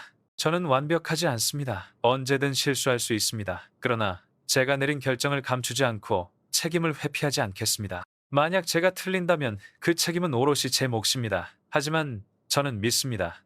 우리가 임무와 능력, 그리고 진실을 지킬 때 어떤 위기도 넘어설 수 있다는 것을. 말이 끝나자 방 안은 묵묵한 침묵에 잠겼다. 몇 초 뒤 누군가 조심스레 박수를 쳤다. 젊은 중령 한 명이었다. 곧이어 옆자리에서 또 다른 박수가 울렸다. 그 작은 소리는 곧 커다란 파도로 번졌다. 회의실은 박수 소리로 가득 찼다. 강도현은 의자에 앉아 굳은 얼굴로 손가락만 꼼지락거렸다. 그의 의도와 달리 여론은 점점 혜진 쪽으로 기울고 있었다. 사회자가 정리했다. 오늘 회의의 결론은 절차 강화보다는 현장 지휘관의 판단 권한을 유지하는 쪽으로 의견이 모였습니다. 다만 이후 검증과 보완을 강화한다는 조건이 붙습니다. 그 순간 사실상 혜진이 이긴 것이었다. 회의가 끝나고 복도로 나오자 여러 장교들이 그녀에게 다가와 짧게 인사를 했다. 사령관님, 오늘 말씀 깊이 새기겠습니다. 덕분에 현장 지휘관의 자존심을 지킬 수 있었습니다.